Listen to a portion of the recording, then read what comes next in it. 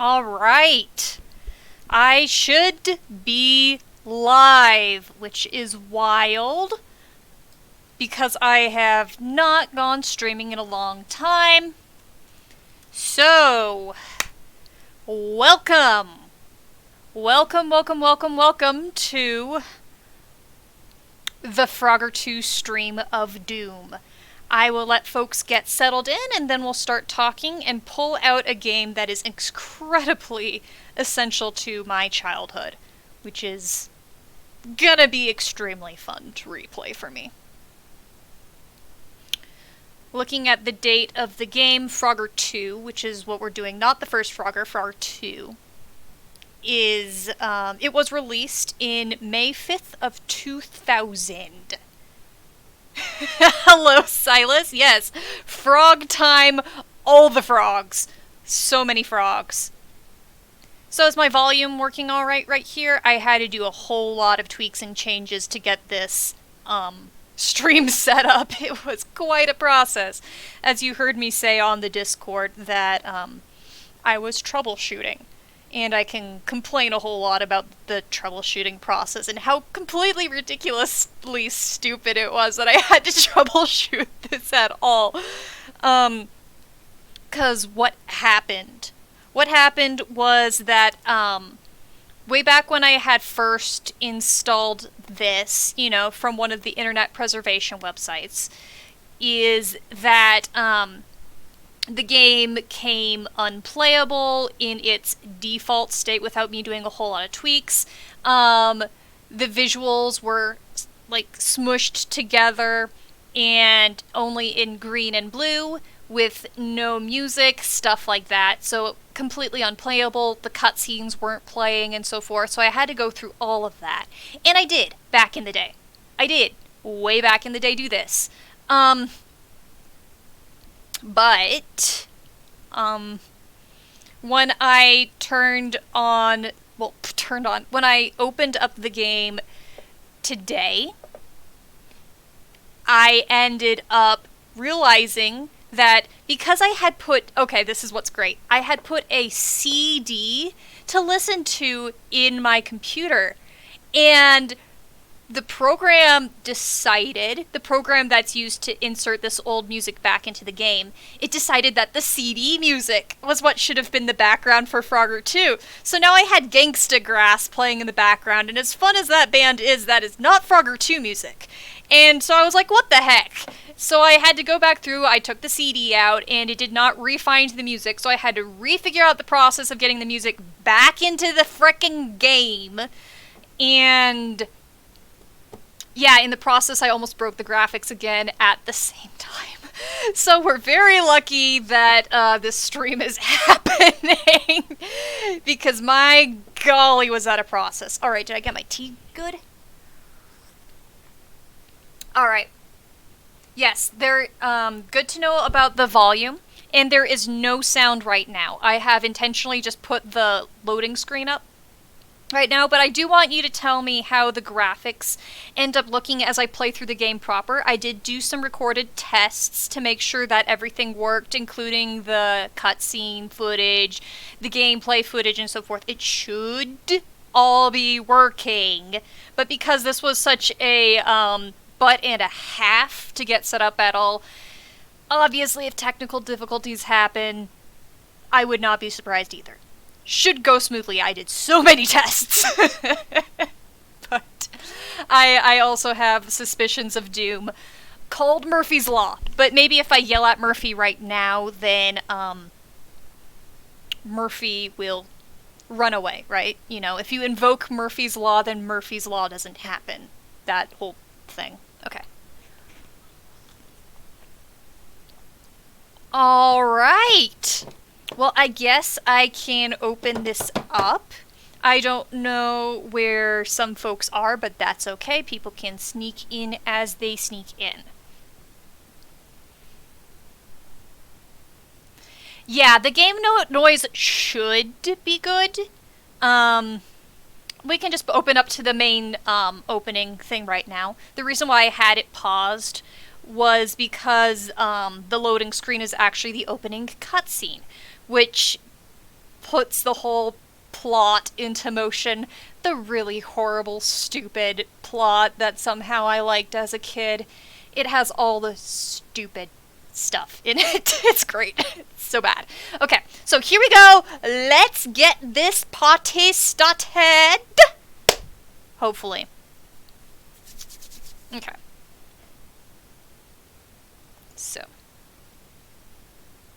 There we go.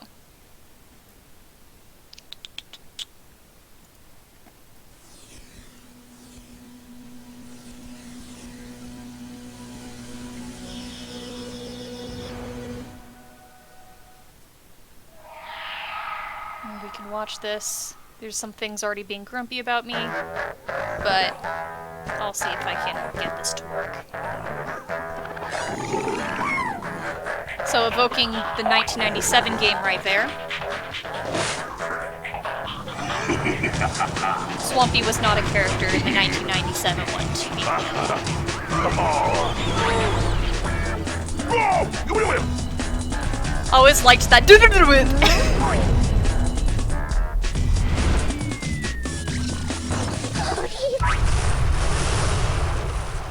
And yes, all the cutscenes and all the graphics are going to be this awful, and the plot is going to be this awful.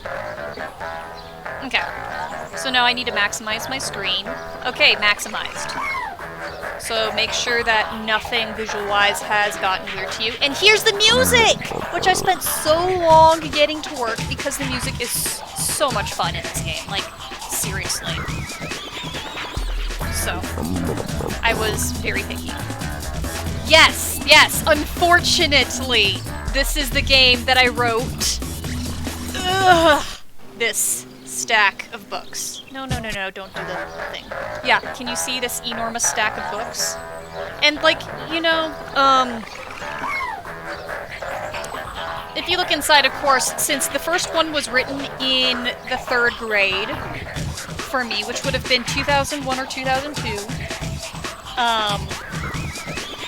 you can see that it's, like, not really that many words, because I'm a kid.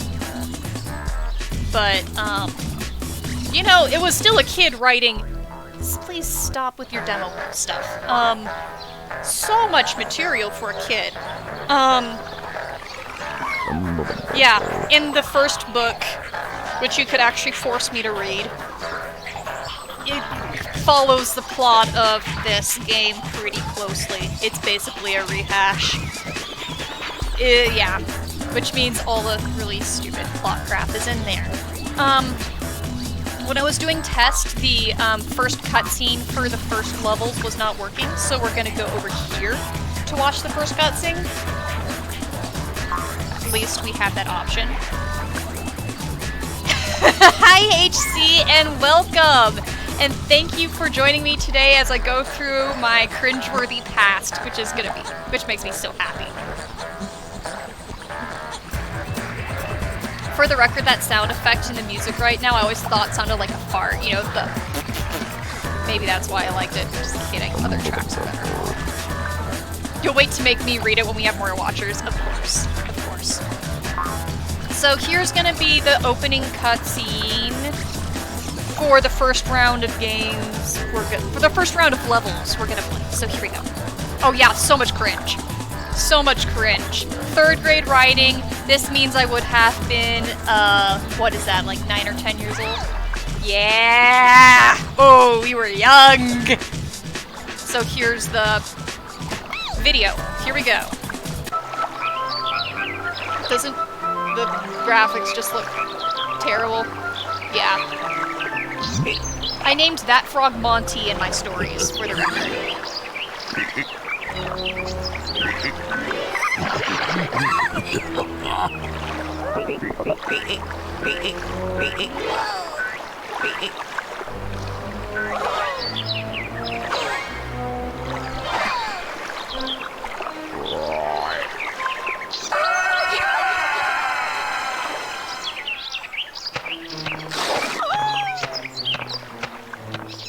So we have to give a backstory for why Frogger is running around collecting frogs, and this is what they came up with. Yep.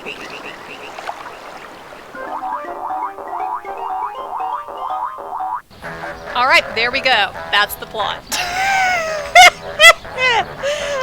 Yeah. I'm not saying it's good. Oops, wrong button. But the artwork is pretty cute. Like, these characters right here. Okay, anyway.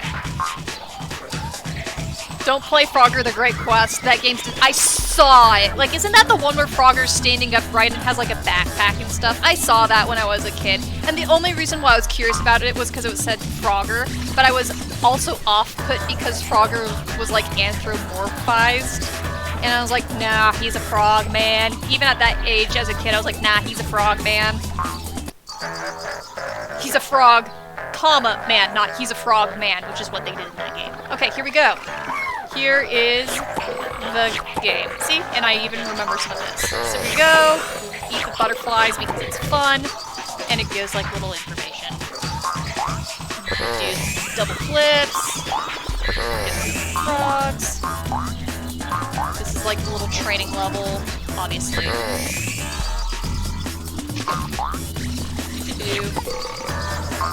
There we go. Frogger is in fact not Haddock's Glorbo. Frogger is the father of my story, so that means he has like the slightly lame, you know, distant dad thing. Oh, that's where the plot is. Never mind, I guess we get to watch this cutscene again. Even as a kid, okay, so now we can talk a little bit more. So the female frog, Frogger's wife or whatever that they introduced, Lily Frog, I mean, obviously the graphics have not aged well, but even back then I thought that she was ugly and I thought that she was slightly worthless as a character. She doesn't move as well as some of the other frogs in this game, so I didn't like her, and my frustrations with her came off in the creative stories. I didn't treat her horribly in my stories, but you could definitely tell that I didn't care a ton for her in the stories. But anyway, my Blorbo was one of Lily Frog and Frogger's sons. That's what I based all of my stories off of, was the kids. The frog baby kids. Oh, we're going to the garden. But see, the music slaps at least, right? Oh, balls. Already died. Yes, so Frogger is rescuing his kids. Which I mean, sure, I can get behind that concept. And my sister and I would race each other all the time to get the top high scores. Like, in every single video game that we did, we would do that. This is a reference to the first Frogger. There was a lawnmower level in the Frogger 1997 that was absolutely terrible because all of the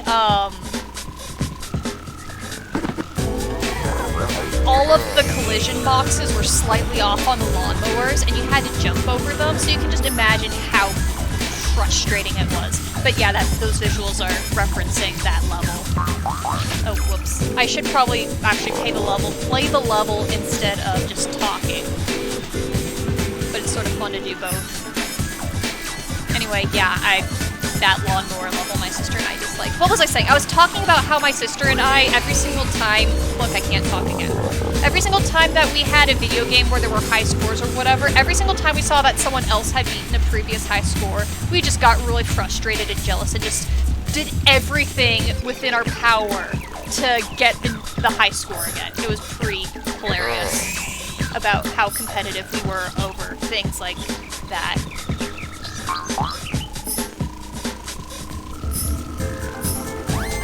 Okay, and you can just hop over and save the frog, but if you want a coin, I know I missed a coin already.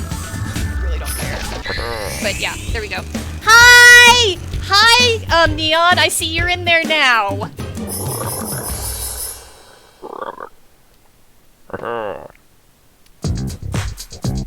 Thank you for joining me as we go through this cringeworthy story, and it'll continue to get more and more cringeworthy as the plot continues. Let me tell you, it is a terrible plot.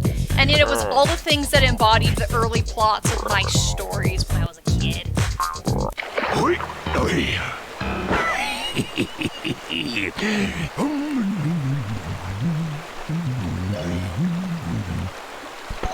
The fanfiction is right here. Part of the reason I disliked Lily Frog was because she sounded annoying in this game. Can we please talk about him just eating the frogs like that far?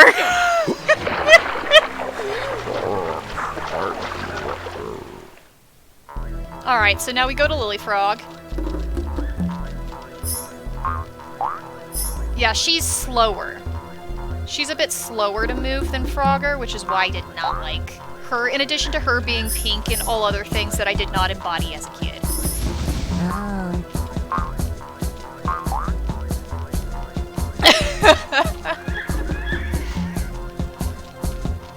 Yeah, isn't it just great?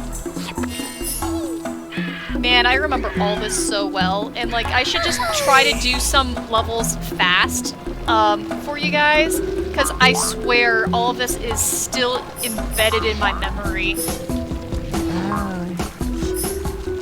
Like the timing. Like you can tell I've played this before. I mean, of course, I'm a better gamer than I was as a kid, but the fact that I remember all this is very telling. Man, I played these games so often.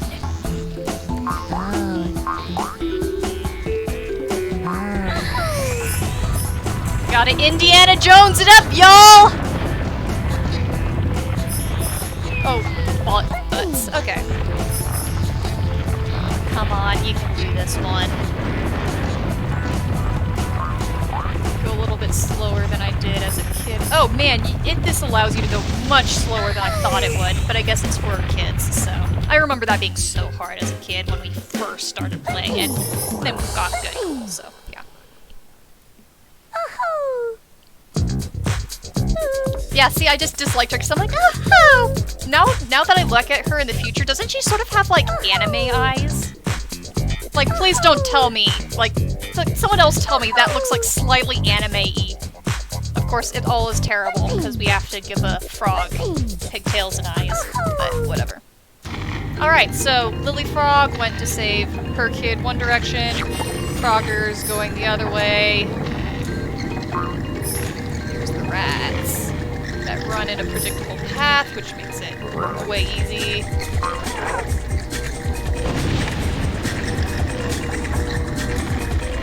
There's probably a coin back there, I don't remember. Don't care. Alright. Like, all things considered, though, these are creative concepts for levels. There are much fewer levels than in the 1997 game, which as a kid I was a little disappointed with, but this one had the story, so I cared about both.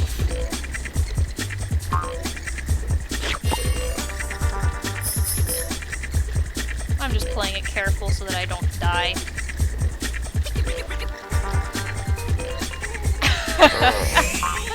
Oh my gosh. Yeah, don't make me think about anime boobs on frogs. This game has a lot more allowances. Oh, as I say, from a pretty weird collision box. This game has more allowances than the 97 game did. The 97 game can be picky every once in a while. Still a very good game, though, for the record. Yeah, I'm being really slow on purpose because I'm talking, and I suck at doing both. Just ignore the coin, because I don't really care right now. I'm not playing for thoroughness, I'm playing for look at my childhood! Man, that was a really, really generous allowance right there.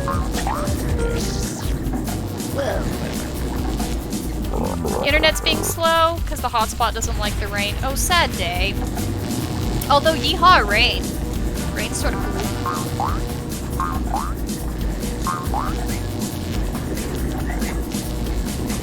Give the frog boobs? No! Ah, butts. I did the dumb. Whatever. I don't want frog boobs. Dumb. Also, I swear that Frogger 2... Well, I guess the first Frogger could get pretty creative with all the different ways that they animated Frogger dying. Like with the lawnmowers, you actually saw like some of his guts in this 97 one. But I swear they had a little bit of fun showing how he dies.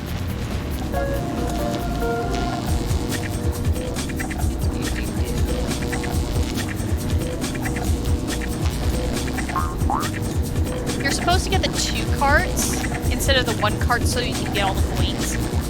Because then you can do this. Oh, I already got the point. Whatever. Of course. Why did I, like, I did not say it specifically because I was betting that you were gonna do this, but of course, the first thing Light says is, I'm gonna ask Lena to draw Lily Frog with boobs. No. No. Oh, see, look, now we go to spaceships, because that's a normal plot choice.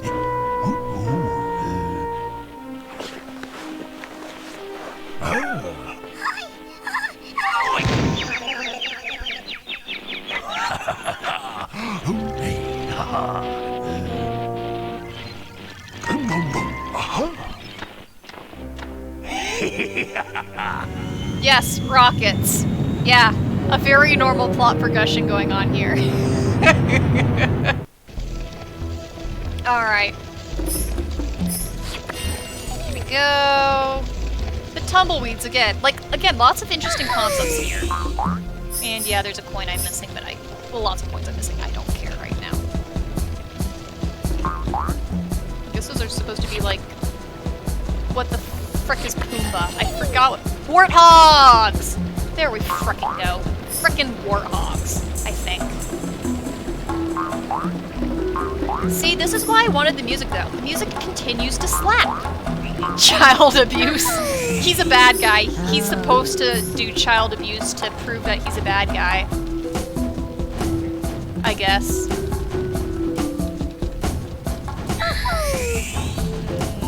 Yes, of course, they will slice Lily Frog open.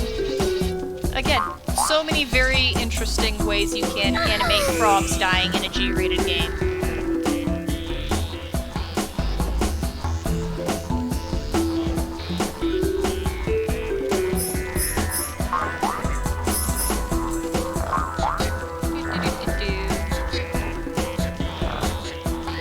Oh, buttons. Seriously?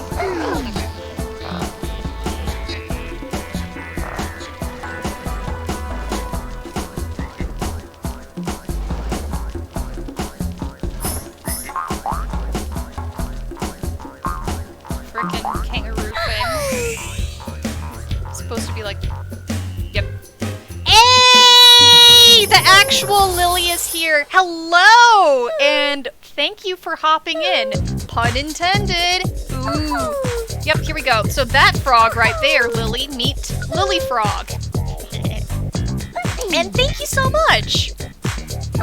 I did not do my hair at all today, so I cannot take any credit for looking good.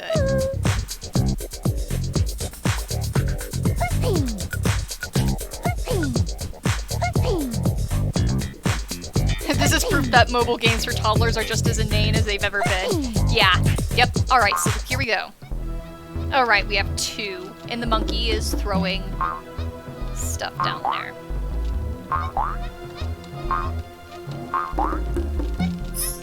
And you can slide down if you really want all the points. But again, like, cool concepts, right? Like pyramids. Sort of cool. And some cool 3-dimensional stuff. I'm gonna just... Whee! A whee! Do that. Whee! Oh, butts. Was not intending that. Oh. I thought you could do the angle, like an L-shaped flip. There was something weird that you could. I could double check when I'm on, like, better ground, but I swear there was a really weird L-shaped flip that you could do.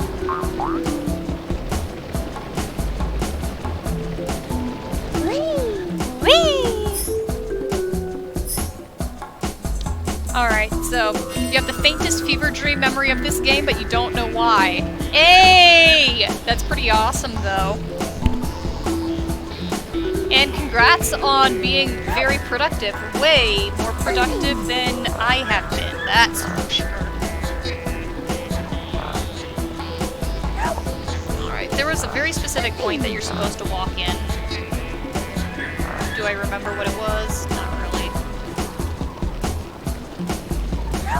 Obviously not that one. Alright. Go back through the deaths. There we go. Start over for like the 5 seconds it takes to go back. Of course, the patterns are very predictable about when they, croaking. It's all just a big pattern memorization game. Or like in the case of the warthogs, you notice they just, stick within their, like, they turn on the blue spots. So the game literally tells you where you're safe and where you're not, just on the spots right there. You guys have all been more productive than me today. I did like an hour and a half of work, but in my defense, it was the job that pays really well, so, I did some cool stuff there. Bugs. Big, giant bugs. Oh, scheisse, I did not want to do that, but I just did. Okay. Pay attention to what you're doing. It's always fun when you step on their face, they get a little growl. Oh, why did I do that? Let's see. So in my fanfic stories, because she talks with like sort of English, sort of simplified English or whatever, whether or not this would be considered okay, I have no idea. I was a kid. I gave her a lisp to try to represent how she sounded in the game. Presents for your cousin's cat. Man, are you being thorough. All the presents. And get baby.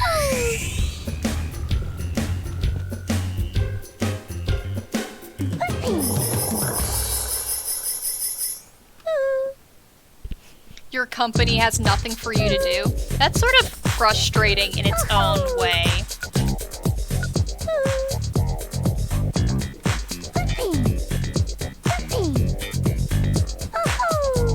The cousin asked for cat toys. Okay, that makes a little bit of sense. Although, I will say, like, my sister and her husband, that they will give their dogs, like, cakes for their birthdays. Of course, you know, dog cakes.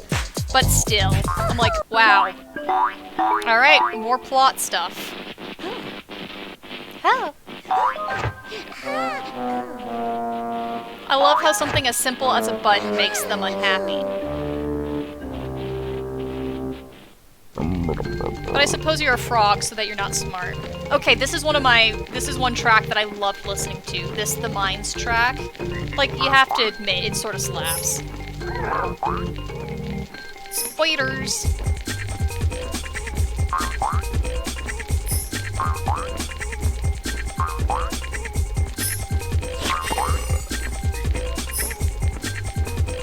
Oh, and I forgot to show you can also croak. Isn't that pretty cool?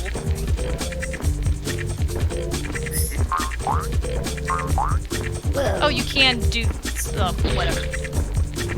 I like how he swells up like a pancake. Like, what even is that?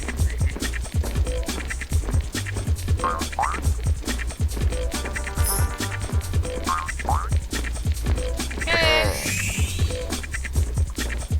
What are you croaking on?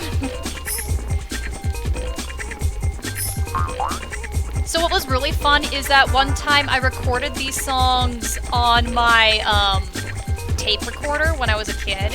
And it was right at that point where the tape recorder was losing batteries. So you know how that is where it starts to speed up, right? And the pitch goes up faster? Well, halfway through the song is when the tape battery started to go when I was recording this very song. Which means that it got this really cool high-pitched intensity that was actually, like, not gonna lie, pretty cool. I could probably refine those old tape recordings, because yes, I liked the Frogger music so much that I set up my little portable tape recorder next to it and recorded the tracks without the sound effects. Like a normal kid, right?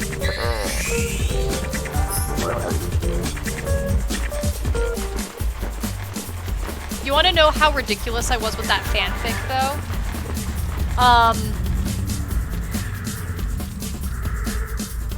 What was I gonna say? I was gonna say something. Oh, yes! So I composed music for it, complete with its own themes, and I actually recorded it like a voice-acted audiobook. I could...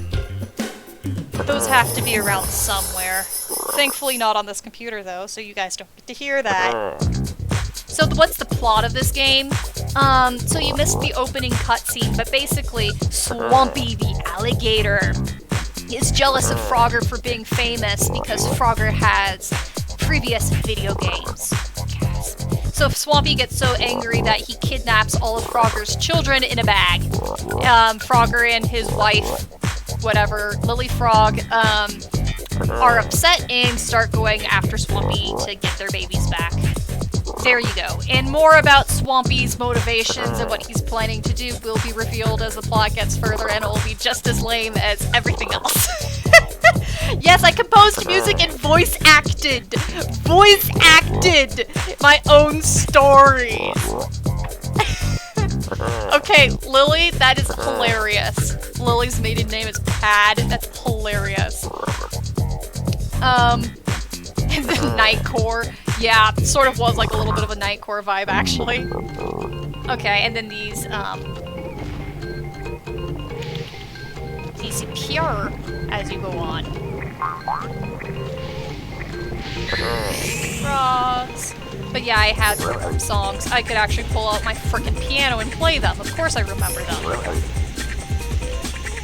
Very simple, because again, I was a kid. I suppose I could sing it, but that would be obnoxious. Not like you aren't used to me being obnoxious. I am, in fact, obnoxious. Glad you're having fun, HC. Your comics didn't go that far. Oh, but now I want to know how far they did go. I remember you showing us that song. Wasn't it you remembered the lyrics? I mean, you remembered the melody, but didn't have the ability to write it down again? Wasn't that it? Something like that? Okay, we remember what the patterns were here. I do not remember the patterns of those. I don't even know what those things are supposed to be.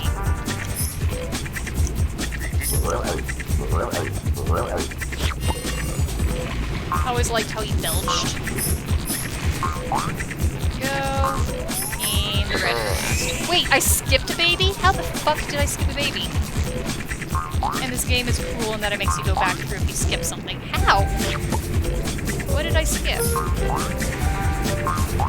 Maybe it's up there?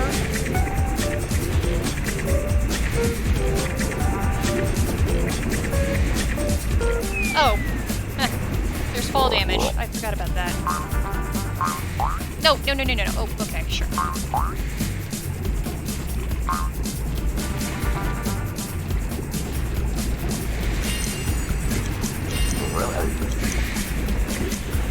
Okay. ¿Dónde está los bebés?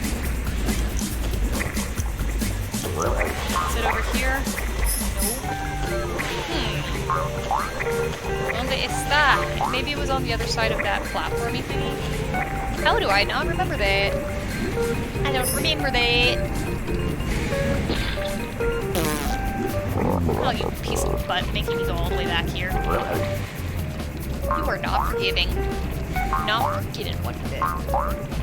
So Raymond fought Dementors from here. Of course. You know? That makes perfect sense.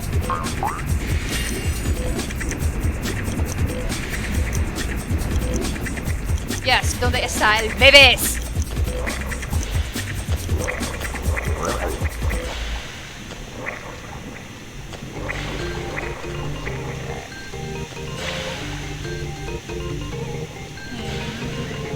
Oh, I hear a... There it is. Oh! Claro que sí! Yo sé dónde está el bebé!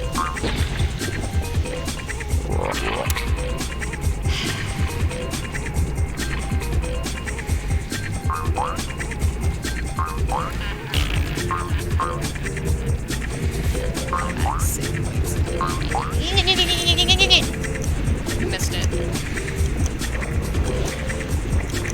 Okay, I love it though. I unironically love it, Lily. I unironically love it. How old were you when you did that? Because that's a fantastic concept right there. Of course, I'm saying this as someone who's actually been rewatching Hetalia recently while doing work for my own sanity, because the more insane the thing is in the background, the more you can feel like you yourself comparatively are sane. There we go. And besides, you know, the Hitalia fighting the Dalek invasion, it's not all too different from the, movie, the Hitalia movie with the aliens. You're 15, 16, 17. Nice. Alright, here comes Frogger. I always got annoyed that his stripe was yellow in this one when it was orange in the 1997 one. I always drew it orange.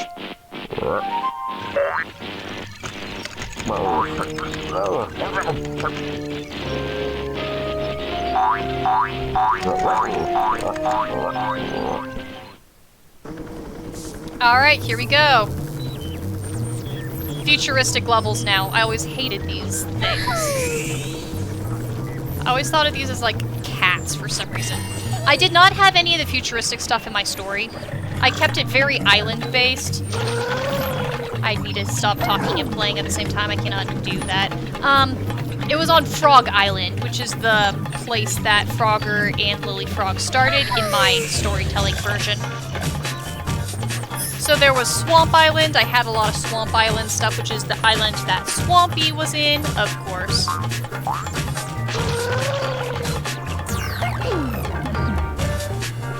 But, yeah. Some interesting times were had in the story. I'm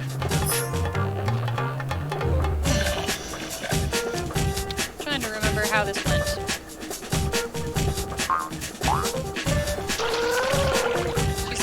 That's okay. Honestly, I'd go back and revive it if I could, but oh, sad day. Very sad day. I am sorry, Lily. Okay, go through this. Actually, pay attention what I'm talking. You know, the very concept of being a streamer is talking and playing a video game at the same time. And frankly, that is an incredible skill of multitasking that deserves professionals being proud of themselves. Yeah, you're supposed to...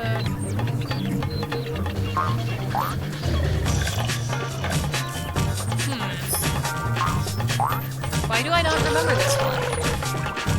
It's a very basic game. How am I forgetting the puzzle? Okay. Oh, right. Okay. That would explain it. It's more simple. See, when I first started streaming though, it was hard to even talk at all. I just did not really have anything I wanted to say or so forth. The talking part was legitimately hard because as a gamer, when I'm playing by myself, I just don't talk, I don't really react, etc. So I've gotten a lot better at chilling and hanging out with friends. But I have not gotten good at the multitasking part yet. And you know, Lily, that is totes valid. I getcha.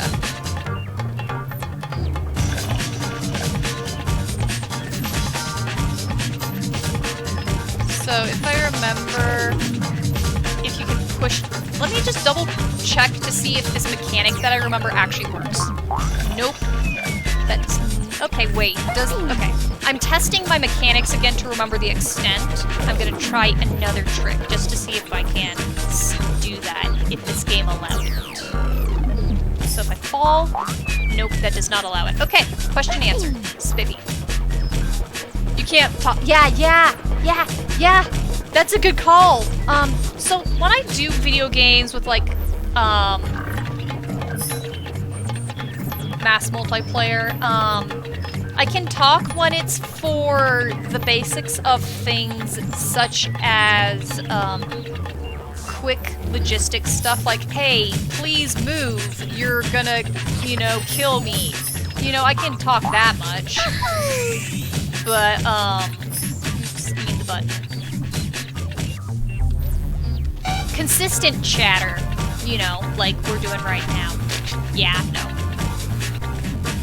I swear I remember flipping backwards at the same time. Why? Do I feel like are the mechanics more limited than I remember? Man, there's so many interesting questions to ask myself here.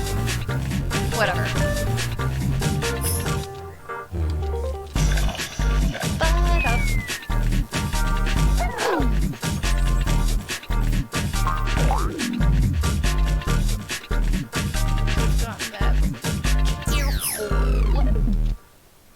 I also swear that part of the law of playing a video game and streaming is you act as dumb and do all the mistakes possible. Like, that's just how it goes. You will play. That's just the truth.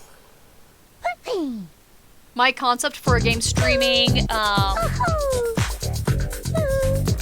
if I were to do one, is to make the system. Okay, yeah, that's actually a really hilarious idea, Lily. That's pretty funny. Thanks, HC. I'm glad that you could hop in. It's been good, and may your day go well. Yeah, exactly, Silas. That exactly. Okay, this level. I'm glad I spent the time to give myself tea. Life is better with tea. Man, now I'm thinking, what if my Frogger stories had gone into like futuristic stuff? My Frogger stories, for the record, went through some very interesting topics. Like, I should pull out my fix and just read the titles, and you will be very entertained at some of the areas that it went. Oh, I freaking hate these monkeys. They follow you, but the more you mess up, the more that they'll get behind you. Yeah, like that. They're actually pretty fascinating for a concept of that enemy.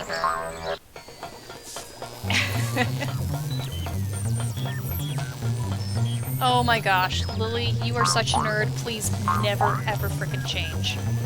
Just never change. Nerd. Go. I should be doing frog puns. I really should.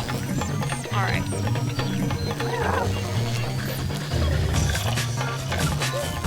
I'm not gonna get coins, I'm just gonna...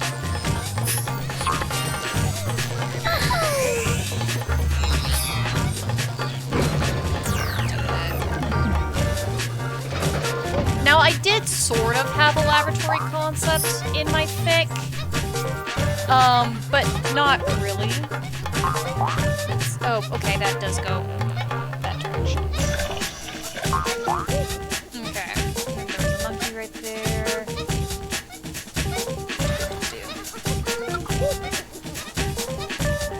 But it was, Swampy had a factory, and so it wasn't really this futuristic thing you're seeing right here. Notice, like, the monkeys have, like, something on their brains and their craniums are open.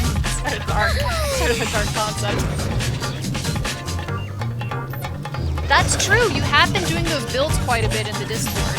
They've been fun to see. I never really have much to say, but you know I sort of lurk there and see what you're up to.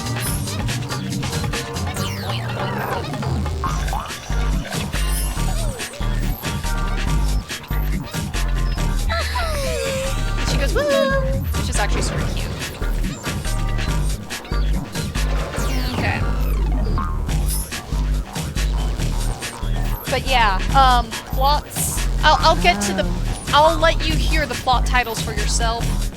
I'll do that once I finish this one, and Red Froggo is just right there, so it shouldn't take no time at all, unless I do something stupid, which I, you know, can do, because I am stupid. And that makes life more fun. Alright, there we go.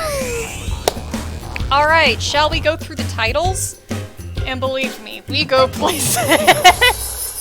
It is not just normal Frogger genres at all. You should, Silas, you should. Okay. Okay, so here we go for the plot, and I'm gonna take my headphones off for a second. Wait, no, that's where my, never mind, I can't do that. Okay, here we go. So, here we go. I'm just gonna, I had specials where I had, like, special, episodes, and it could be anything from, like, maze things or trivia books to extra stories to world building to whatever. So I'm not going to read the specials titles. I'm just going to read the titles of the main series. And if we want to go through what is in any of these books, we can. It will get dumber the more we go into it because I was a kid and that's half of the fun for me. Yeah, no, yeah, here we go. This is 37 different booklets. Not all of them complete, but most of them are. And technically this isn't the start of my stories. When I was a kid, even younger than this, I have some crayon stories about bugs and berries. I don't know when the bugs and berries stories were written. I'd have to look at them. I'm just gonna guess probably about the first grade or kindergarten based on the drawing style and the spelling abilities. I don't have those on me right now. I still have them. I have all of my old childhood stories, but I don't got those with me right now. But bugs and berries were animal arc toys. Big frogs, squishy plush frogs. And I wrote stories about bugs and berries. And then the Animal Arc store, which was inside of Toys R Us, they had lots more frogs, and they had a pink frog in there, so I imagined that if I got her, I would name her Booksy. I did get another frog, and I named her Emerald, and then my sister got a frog, and she named her Jade. And because my sister was so completely cool that when I started this Frogger series and I had the deuteragonist be a woman girl frog, you know, Tad's sister, she was like the really cool hip girl, right? You know, that Tad thought was fantastic and jive with. Yeah, of course I named her Jade after my sister's frog and not my own. But anyway, the Berries and Bugs books came first, and there were probably about 3 of those. None of them were in a series, they were just sort of there. And then I started on this series in the 3rd grade. So here goes through the titles, and we can do this. You wrote a book in the 3rd grade, but yeah, plagiarized from Star Wars. I plagiarized from Star Wars too, but that's a whole separate series. Tad is Frogger's son, and he's blue, yes. So, quit. Tad is this cute little sucker. I'll show you what Tad looks like. There's Tad, so he's actually canon. Yeah. You remember this? Yeah, see, you're showing your colors here. Okay, so titles for the stories about Tad and all of his siblings, and I had tons of siblings, tons of them. Okay, The Journey to Swamp Island. Dangers of the saber-toothed tiger, who turned out to be a robot, by the way. The volcanic eruption. The howling nightmare. That's a wolf. His name was Ralph. Swampy's return. Macadillion's revenge. So Macadillion was my own character. He was Swampy's brother. He was also a crocodile because, you know, alligators and crocodiles can be brothers. When I was older, I made Mac, adopted. Mac's design, by the way, you can't see as much in this drawing because it's a bad one, but in some of the others, Macadillion's design was actually inspired by Randall Boggs from Monsters, Inc. And then we have the cousin from Swamp Island, and her name was Mary Mac, or Mary Macadillion. She was simultaneously their cousin and their sister because I did not know how family relations worked. Smoochie the Runaway. Smoochie was a TY beanbag frog that I had. Smoochie got in there too. So I had my toys in this series, along with Bugs, Berries. Never got Booksy, but Booksy was in there, Jade and Emerald. Okay. Swampy's Surprise. Lots of repetition. Return to Swamp Island. So when I first started this series, I planned it to be 10, and I was really excited for book 10 because it was going to be that grand finale. And there's 10. Obviously, I did not end at 10, but I was so proud of myself, and I tried to make it thicker and longer, and yeah, it's just as lame as the others, but whatever. Light says, cousin sister, aka sibling incest. Well, Tad and Jade in this story have a borderline questionable relationship through a very large portion of this series, and they are canonically siblings. So I guess it's just all in theme for this story. Music is slightly loud. Okay. Good to know. I will actually just drop that sucker a tiny bit. The game closed out on its own. Okay, there we go. Dropped it. There we go. The Howling Nightmare sounds like a dragon. Yeah, nope, sadly, unfortunately, a wolf. Okay. Next one. So that was the original series, 1 through 10. But very shortly after, I was like, I want to write more. So I wrote number 11 during a church service. I remember this. Swamp Island Surprise. It's number 11. Next is The Toothpaste Trouble. And I could talk a long time about this story's lore of toothpaste. There is an entire lore of toothpaste in this story. Toothpaste is very disproportionate in this series. The Mystery at Dawn's Break. when I finally started extending my plots. This is one about an orphan who was stealing out of their trash because I had really bad stereotypes. Yikes. Okay, Macadillion's time. The trip to Froggatext. Because Macadillion, the enemy, I liked him so much that he ended up becoming a good guy and started babysitting the characters, and his personality entirely changed at that point. It's great. Mac and Swampy, because now that Mac has switched sides, he and Swampy are gonna fight. Mischief in a birthday party. Lots of mischief in these stories. A thought to make him follow. School soccer splash! Yes, I wrote an entire Frogger story about a soccer game! Yay! See, frogs playing soccer. I don't know if you can see the drawings. A little too far from home. Exploration of an ancient castle. The invasion from Swamp Island. Derny McGator, who was my new over-edgy villain who liked knives. The Rabbits' Vacation, in which the rabbits were closely resembled off the characters from Gilligan's Island. Please do not ask. I was in the 9th grade at this point, so I had no excuse. I had a crush on Bob Denver, that's why I shut up. Okay, Goodbye Island is number 26, and that's the unfinished one. So yeah, we went everything from like sports to pranking stories to volcanic eruptions to fighting robot saber-toothed tigers. Like, I don't even know. Yeah, that's it. And I could talk a long time about some of the incredibly questionable things that were in the plots. Like, oh gosh. Like, again, the toothpaste. There is an entire lore of toothpaste, and I cannot make that up.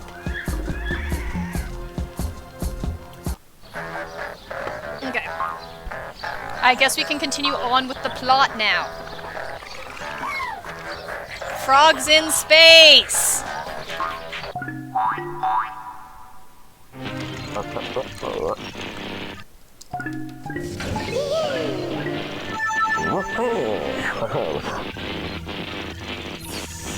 Silas, shut the fuck up. The deep toothpaste lore. Okay, so first we're gonna finish the Frogs in Space level because I really love it and I do have to concentrate or else I'm literally gonna miss my own rocket ship. Watch Frogger's face. Eee! He's like against the window. Okay, here we go. This is one of my favorite songs. Another reason why I have to pay attention. Bum.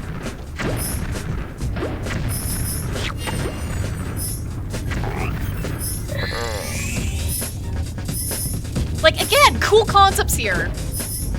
Normal? No, but I swear they made the whole rocket ship side plot just so they could make this level. I swear that had to be it.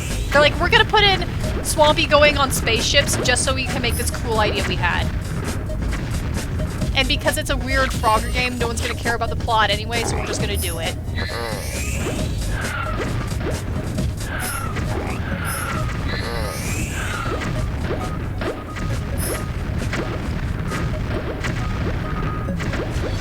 Yeah, I listened to this song on repeat so much. I don't know how much you can hear it in the midst of the, of the rockets exploding everywhere, but this is such a banger song. There we go. Okay. The toothpaste lore. So I had this idea, I don't know how I came up with this idea, but the idea was that, if they brushed their teeth, the residue as you were brushing would come out like a smoke. And so you would create vapors every single time you brushed your teeth. And so these vapors would fill up the bathroom. And, my story hinged on the fact that Tad lived next to the bathroom. And his older brother, Berries, and Barry's coterie of three, Berries, Bugs, Booksy, and Berries, those three were prankers and sort of bullies. They always tried to annoy Tad with toothpaste. So they would open up the bathroom door to get the vapors all inside Tad's room, which would the residue would eventually like seep into the walls to a point that it would create stains no matter how much Tad cleaned. He would get blamed by his parents for not keeping his room clean, and he had to keep on being like, no, no, no, it's Bugs, Berries, and Booksy, I swear. And I gave all these stupid flavors for the toothpastes, and one of the big plot points is that Tad's favorite toothpaste was named Whispering White Rain. What that tastes like as a flavor, I have no idea as an adult! But there were a bunch of toothpaste flavors that were all listed. And because, you know, there's so many frogs and they all live in the same house because it's a huge sibling thing, they always have tons of toothpaste. And so it eventually got to more and more elaborate pranks with toothpaste, like squirting toothpaste out, using it as, like, ways to blind their enemies in the middle of fights and stuff like this. Like, this is a thing. There is so much toothpaste stuff going on across this entire story series. I have no idea where this came from or why I, like, invested all of my plot points into that, but that's what it is. You can envision it now. And fun fact, frogs don't have teeth. Yeah, that just makes it worse, don't it? Yeah, so that's how we get stories like the toothpaste trouble. Yeah, yeah. And even in book 1, I know it's mentioned. Like, the story starts the same way that Frogger 2 starts, where Swampy kidnaps all the kids in a bag.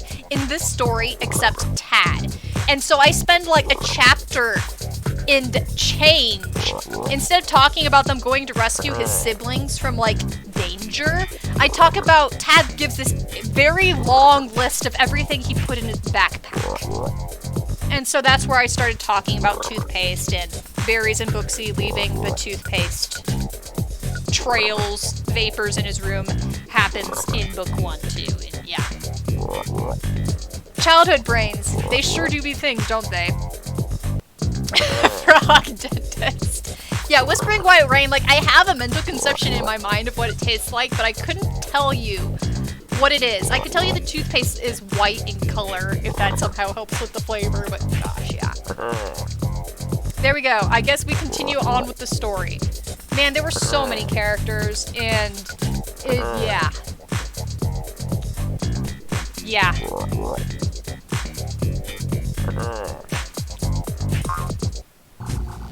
Oh, this level. I forgot this level existed. Okay. After we get through the space, I do remember that Halloween should be next. The Halloween episodes.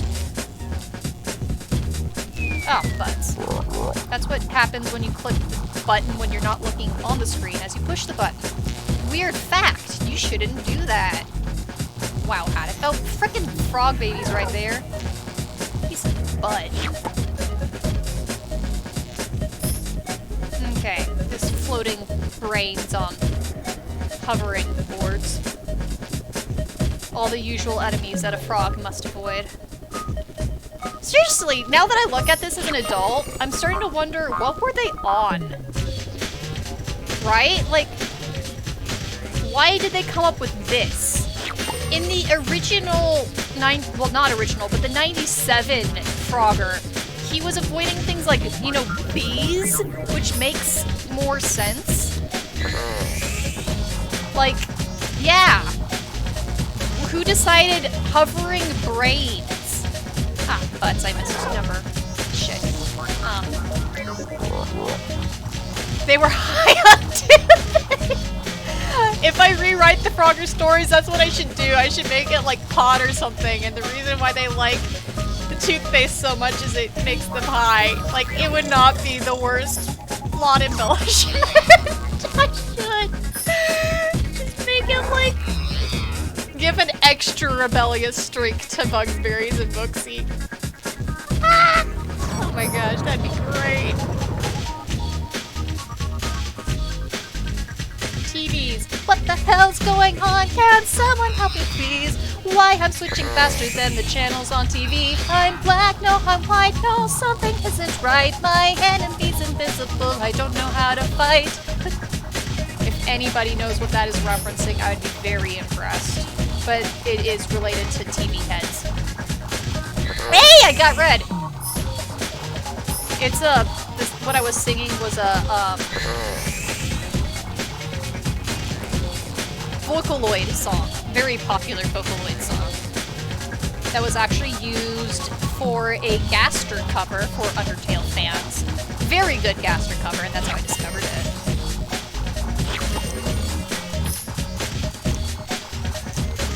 Oh, scheisse, I've already been there. Está el purple frog! Is it? It's gotta be. Oh, oh yeah, I remember. It's defeat this one. Yep, go all the way up. All the way up. Okay. If you do it right, you can go really fast, just flipping over things and racing. Be a badass. Oh, well, thank you for being so determined to watch, Neon. Thank you so much. I'm glad to hang out with you and everyone tonight. And gosh, you're vibing with cats. Your life is fantastic, Lily.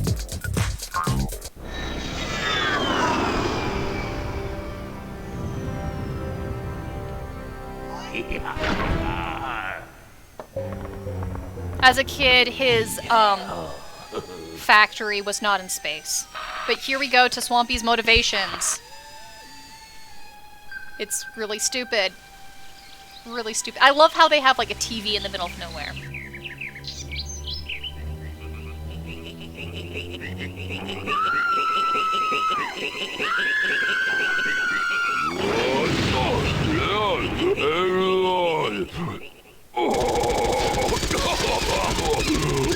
Yep. He's making his own video game because he's jealous of Frogger. Isn't this just such a great plot? a weirdly, stupid and overly meta plot. Like, why did we think that Frogger needed a plot anyway? I mean, I guess the Frogger games that HC's talking about also probably had plots, I'm sure. They looked like the type of games that had plot. Yeah, I know, isn't this just, like, great? Like, the exact sort of thing a third grader would come up with. There's one more plot twist that is completely in style with how I wrote stories that I'll go through when we get here. It's the dumbest thing ever. Say dumb with affection, even though it is very, very much dumb. Why did Haddock decide this was so great Haddock had to write everything about it? I don't know. When you like what you like what you like as a kid, right? Whatever you're exposed to as a kid, I think is probably the best way to put it, right? Because, you know, you don't have as many games that you're playing or whatnot, so what you do get your fingers on ends up being a disproportionate amount of your identity. Oh, that's right, the lightning.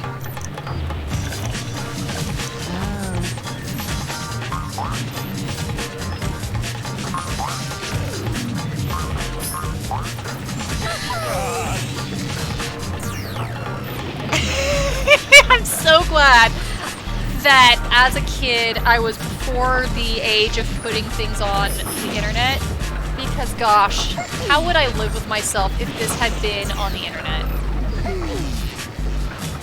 Okay.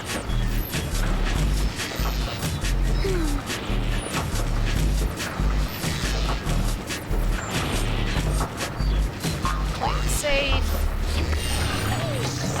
As I then proceed to do something very stupid.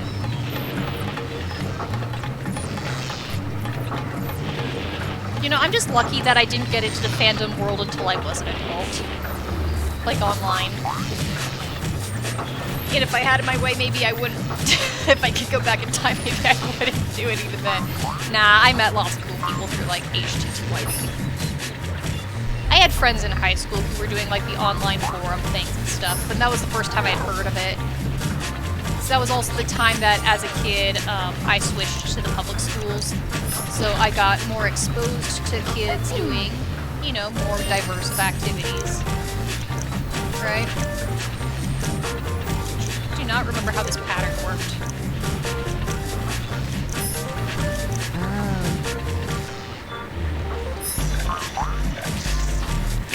That's right, you can't flip over the electricity, because they're just lame like that. No, that's actually very smart of them to design it so you can't flip over it.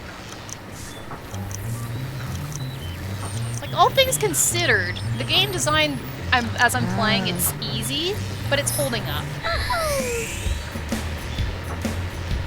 Silas, I grew up with Pokemon and Sonic mostly, and Mario, the most plot heavy. Yeah, okay. Nice. Nice. You got involved in fandom online in high school. Yes, I'm so old! I'm so much older than you. I'm ancient.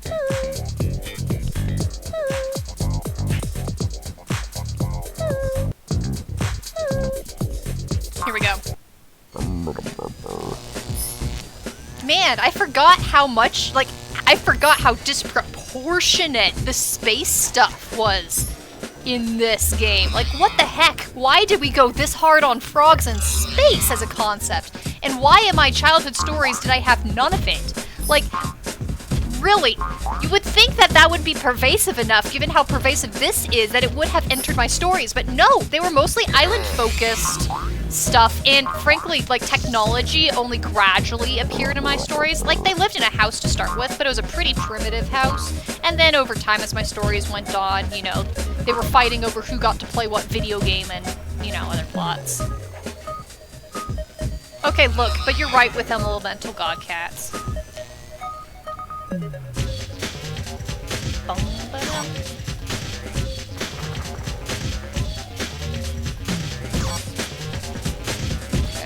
I don't remember this one. Oh, that's what it was. Okay. Okay, yes, I remember this.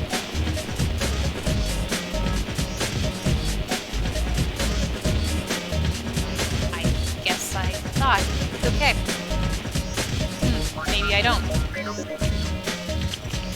Ah, yes. That's what it was. Ah! But, oh, that should not have allowed me to live, like, twice through. Okay, here we go. No, I was actually very good at this game as a kid. Like, I was a good gamer, and I was not bad at this age playing these games. Like, I did not, like, my sister and I had very rapid, score times because we played these games quite a bit. So we were good.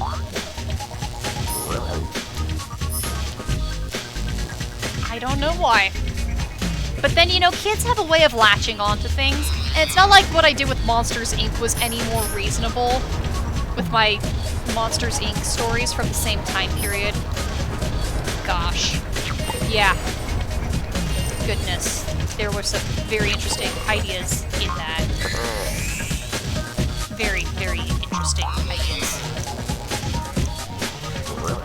Because Randall was my favorite, so I created this incredibly complicated backstory about how Randall was secretly a good guy who was forced to be mean to Mike and Sully because Randall had been an emperor for several hundred years, and then this guy named Mistress Ballhide, I cannot make the name up, usurped his throne. Yeah, again, I can't make this up if I tried. Double hop. And so, yeah, that's what I did to Randall Boggs. And, what I did with Flick in A Bug's Life was also just as weird, except I badassified him instead of Randall's case where, well, I did badassify him and, him too, because I'm like, oh, he's lived for 400 something years, and he's a displaced, disgraced emperor. What the heck?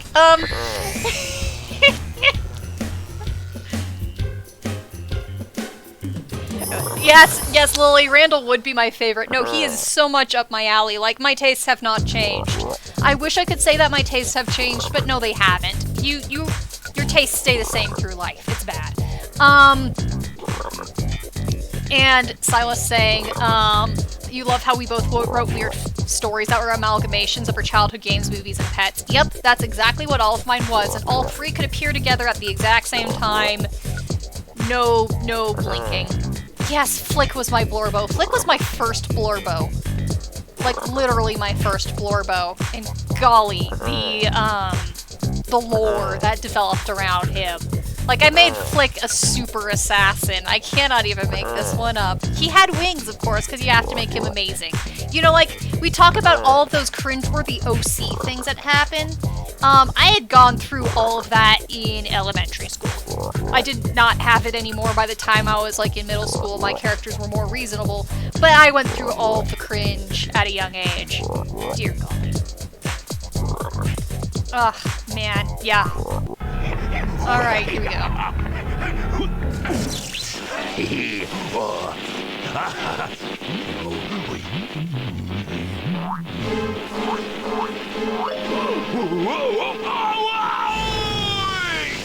like how he said ow before he hit the thing. And now Frogger and Little Frog sees clans, and they get to be scared.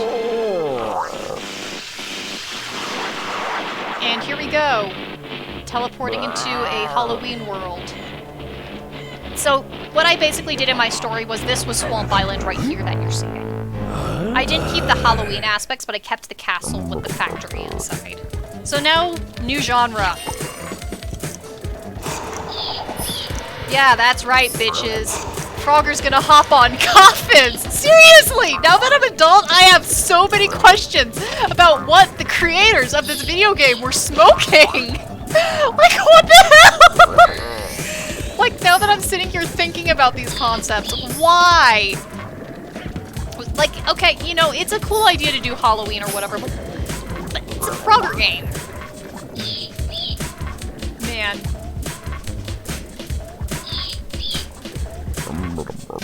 The good shit, to be honest. Ah, scheisse. Okay. This was one of the songs that I disliked the most out of this soundtrack. I mean, of course I was a person who never liked Halloween as a kid. I mean, well, the spooky part of Halloween I never liked. Now as an adult I don't like Halloween, but, so it's not surprising that I didn't care for these levels. You know, growing up in the culture I did, I felt a little bit bad actually playing these levels sometimes. Like, not bad enough to not enjoy the game, but every once in a while, like, man, I'm doing something taboo. This is sort of uncomfortable, slightly, in the brain.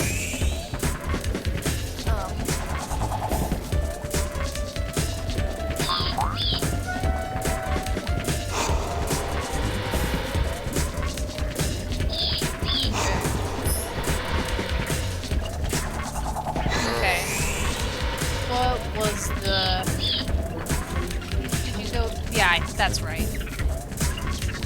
Go across here. Nope, it's not it. You go down here. Okay. Nope, that's not it. Well, I mean, you really do have to understand my upbringing. If you grow up your whole life being told, you know, witches are sort of stupid, you know, spooky stuff is sort of taboo and so forth, you're either going to rebel hard against that in adulthood, or you're gonna have that sort of stick with you to some level. And in my case, it just stuck with me subconsciously. Yeah, it's cultural. So the candy stuff I always enjoyed, the dressing up in costume stuff I enjoyed as a kid, jack-o'-lanterns I enjoyed, because we grew our own pumpkins. So, you know, I got the whole pumpkin picking process right out of my backyard, which was pretty legit. So I like autumn-oriented, I love harvest-oriented stuff, because I grew up with a very large garden. But, you know, again, you know, I went to a private Christian school where Halloween was sort of a borderline taboo subject. I mean, not entirely taboo, that kids didn't talk about it.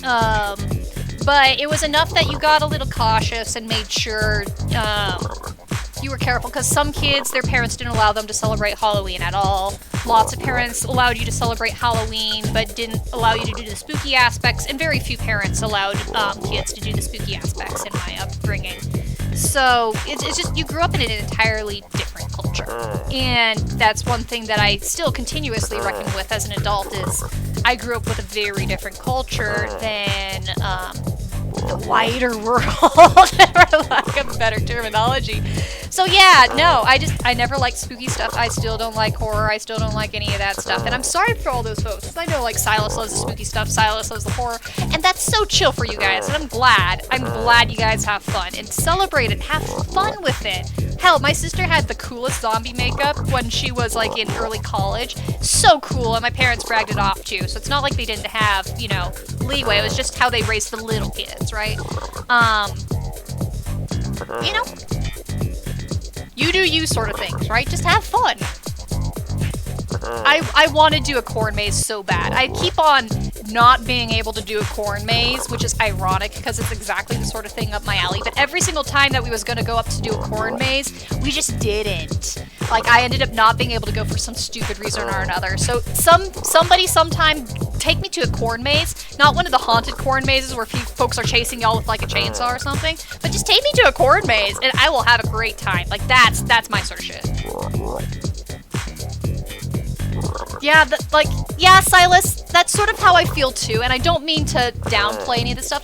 I don't like the spooky stuff being overplayed, and I think that's a reason why in adulthood I've moved more away from it. Is when everyone says you should enjoy something, my brain always works on the opposite principle, of not wanting to enjoy it, which is sort of sucky.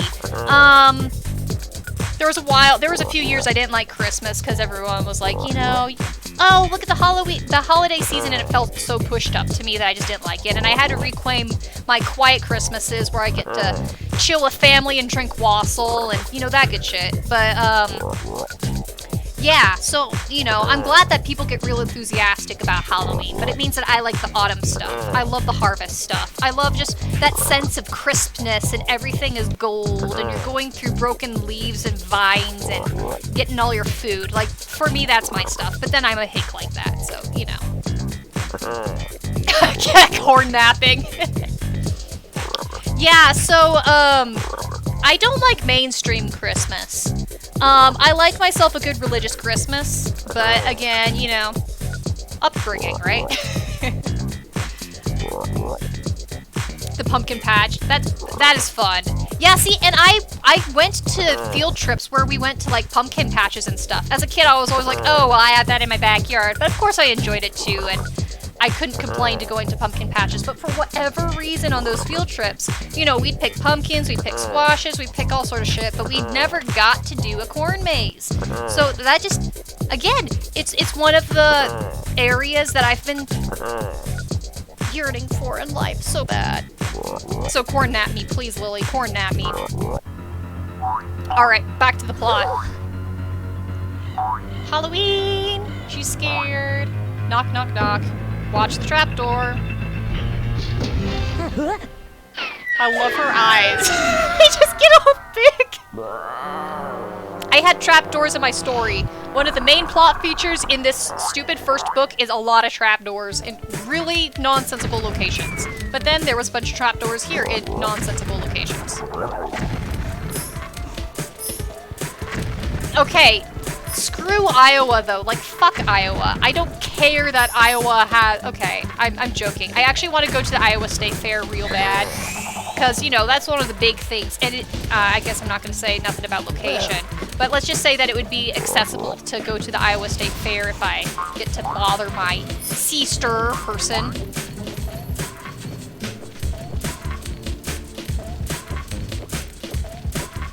Because that sort of stuff is fun. Come to Minnesota State Fair, it's way more fun. Uh-oh, competition.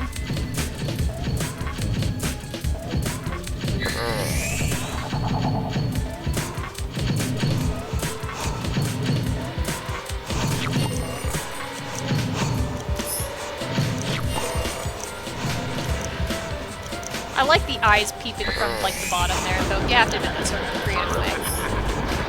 And also where this is like a haunted room that you have to climb through. Like, that's a cool idea. And you have to chase your kid who keeps disappearing. While at the same time being chased from by a ghost. Like, that's sort of cool. And you finally get to meet your kid. Okay, the door is gonna open right there. You get to slide down the railing. Driving across Iowa. Okay, yeah, no, Iowa sucks. I hate Iowa. Like, you think it would be something I would love because I'm, you know, that sort of hippie person, but I think it's just I love to hate on Iowa. I will admit there are some pretty areas of Iowa. Like, there's some rolling hills on the way to my sister's place that are just really pretty.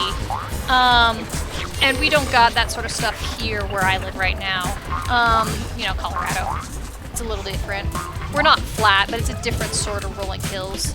And it's so green there. That's cool. But also Iowa is really shit-tastically boring. Like, I love me cornfields, but I don't love me nothing but cornfields. Like, there's got to be more to a state than just corn. And that's the soullessness of Iowa, is the only two things in Iowa are barbecue and corn. And that's it. There is nothing else. Like, it is...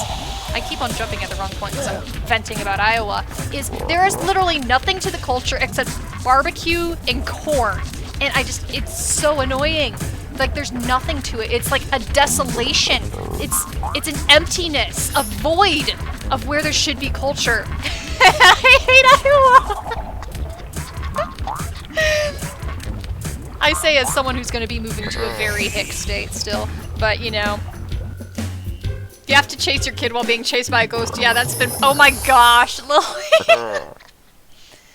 I mean, see, you say it's more of a Tennessee, Missouri thing, and it's a lot of places. Like, there's a lot of places that do barbecue, but I am complaining about the cuisine options. Because it's very different going from the West to the Midwest. And the second you step into the Midwest, there is a disproportion in the amount of barbecue being done wherever in the Midwest you are. Like, it is a very noticeable difference in cuisine the second you go into the Midwest. Like, folks clumping Midwest and West together don't. They are different cultures.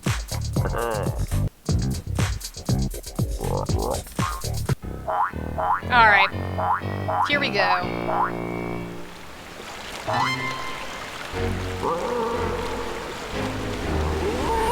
With Chick State? Yeah, I'm gonna be heading up to... Yep, there, Lily. That's correct.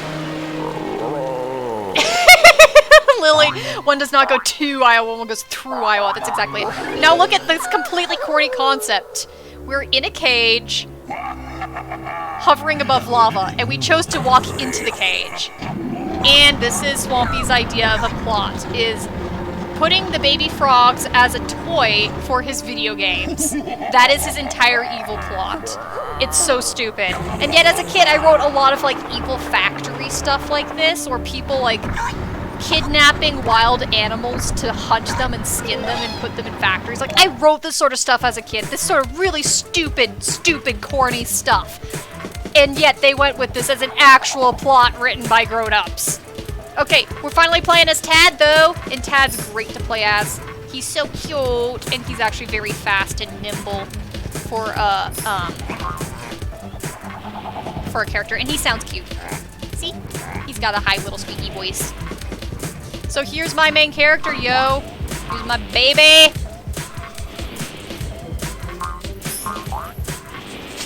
Okay, look, man.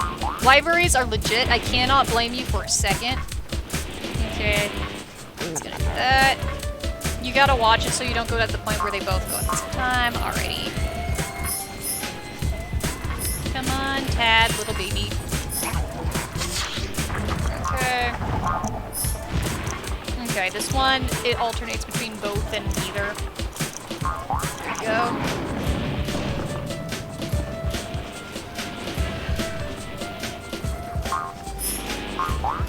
There we go. Ah, butts.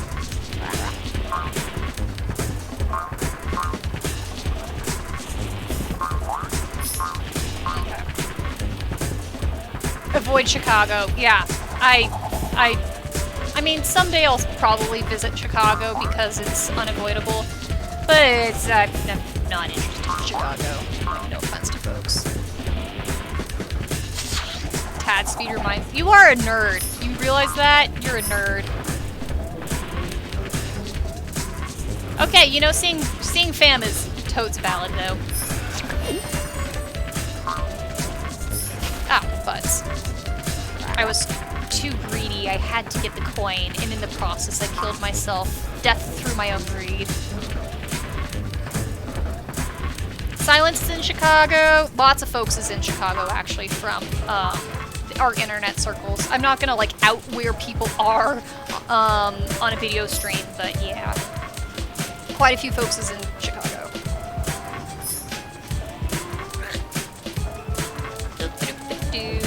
Time to get smushified. Here we go. You can just run across right here, but I want the coin, because I'm greedy. Real shit. And so, here's the main character of my stories. Getting roasted alive.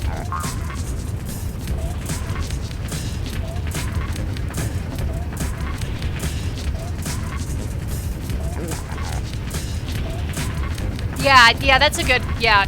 If you, especially because of, like, traffic stuff. And, you know, we live in a world where we have highways that can bypass going through large cities.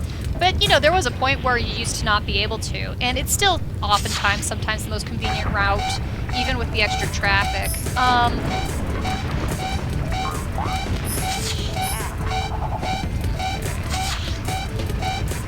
There we go.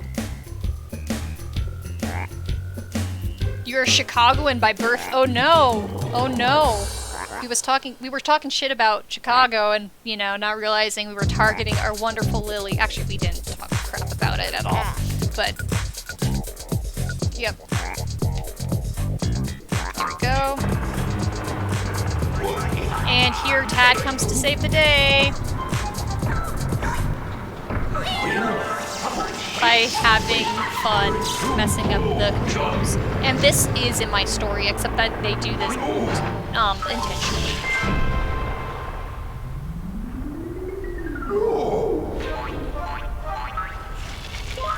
And here we go. Save the babies. Oh no! Their faces are so creepy. I was gonna say I have streamed Weirder, but I don't know about Weirder. No, I have. Colonel Sanders. Colonel Sanders' dating game is definitely worse.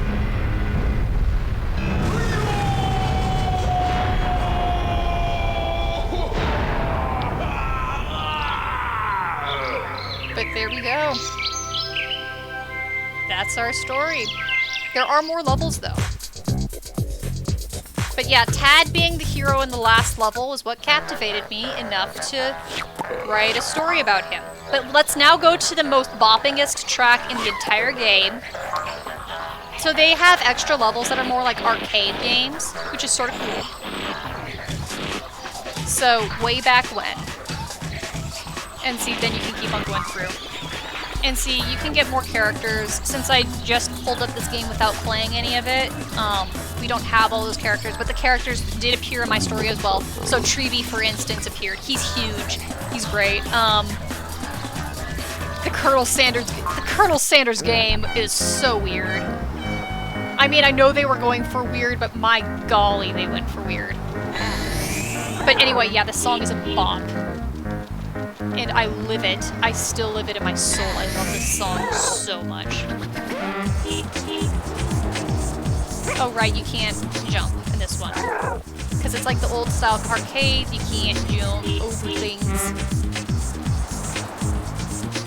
And these were the ones that, especially being me, but my sister and I could really get some really, really, really fast final scores on. Like, you just had to be perfect.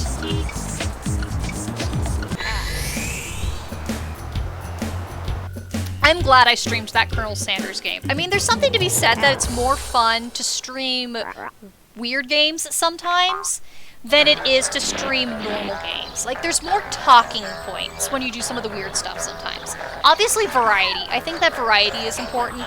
Because, you know, streaming some of the big games to have your opinion on it can be fun, too. Like Red Dead Redemption. But man, I love doing weird things. Just like I love doing, you know, bad movie nights. Like, why watch standard movies when with friends you can cry together over abominations of existence? Oh my gosh, that's beautiful. Of course. and Tad was what both my sister and I always did. Did I pick the same game? I did. Whatever. We'll just improve upon it. Assuming that me talking at the same time. And if you notice, as it goes through, they'll start adding cars and difficulty and stuff, sort of like the old game. Now what I need to do next is install the Frogger 1997 one. Just joking. You don't have to. But the 97 one actually has an impressive amount of games considering. An impressive amount of levels. Apologies. Okay. Nope. Oh, shice, I could have beaten my score. Whatever. But...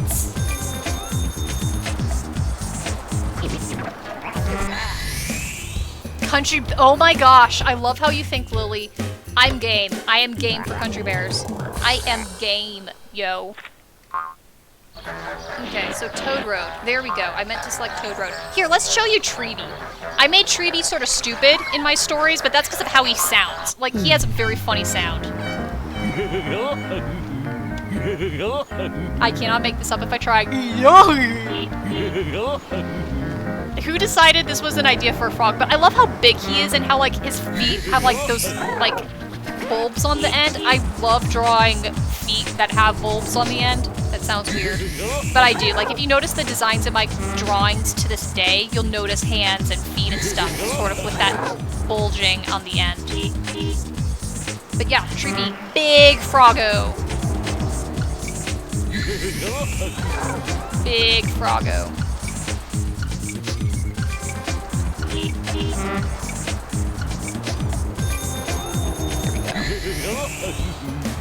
Yeah, that's exactly it. That's exactly it. Goofy, but a frog. You're right. Okay, why does it... Okay, I guess I have to go through here to get the Super Retro games. I guess. We don't need to go through all the Super Retro games because I'd have to, obviously, replay all this. But we've gone through the game. We have done it. We have succeeded. They don't have plot rules. I wish I could show you all of them. Maybe we can go online and see.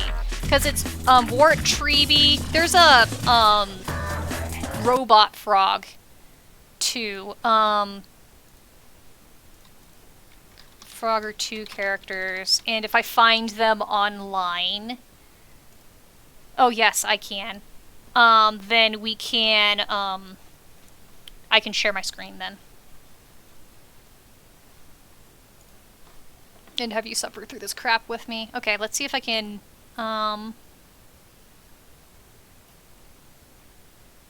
do I have a full... I do have a full screen. Okay, here we go. There's a Robo Frog. Okay, so we got Frogger, obviously. Oh, that's terrifying. Whatever. We don't need to show the ones you've already seen the images of. But, let's get Wart. So there's Wart. He's actually really cute. His drawings were, sort of gross, but Wart's like this small little round toad. I love him. I had him as an uncle. He and Treeby were uncles in my stories. Tank is the Robo Frog, see? Frogbot, wow. Uh-huh. Man, I can't believe there was that much. And then Ruby, that's right. The literal kangaroo. You can play a kangaroo. You can literally play a kangaroo. Mecha Frogger, Metal Frogger, and then Swampy. Oh, that's right. Okay, the Swampy that you play as, though, he's literally bouncing on the bag, like the player character when you can play as him. It's so weird. But yeah, Tad's just cute. Look how cute he is. So cute! So frickin' cute! So yeah, I guess that's the stream. Unless you're trying to coerce me into talking more about the fic. I don't know. But I'm glad I could share this little bit of childhood with you and that I could actually get it to work. I have to thank the internet archivists for old games forever for keeping those games and making them playable on modern systems. Like, even if you have to be a little bit of a techie to some capacity, you know, understand a little bit of computer stuff to get it to work sometimes. I'm not a techie, but I have, you know, software engineer parents, so I'm not a noob either. Like, you know, even if it takes a little bit of finagling, the fact that they do this, I'm so grateful for, because, you know, gaming technology so quickly becomes obsolete, but this is culture, and so this is preserving culture, which I find so significant, even if it's dumb games like this. Read the fic. Okay, we're seeing screams about read the fic. I gather we're starting with number 1. We're actually gonna do this. Oh boy. Okay. Let's see. What is it? That one? Where's my face? There's my face.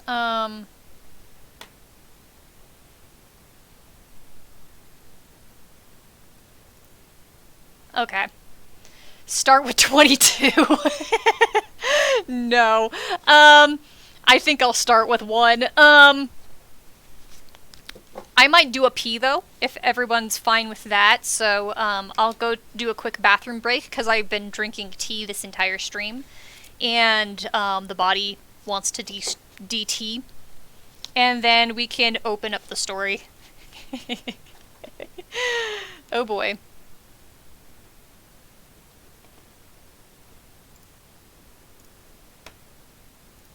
And if I really wanted to, I could,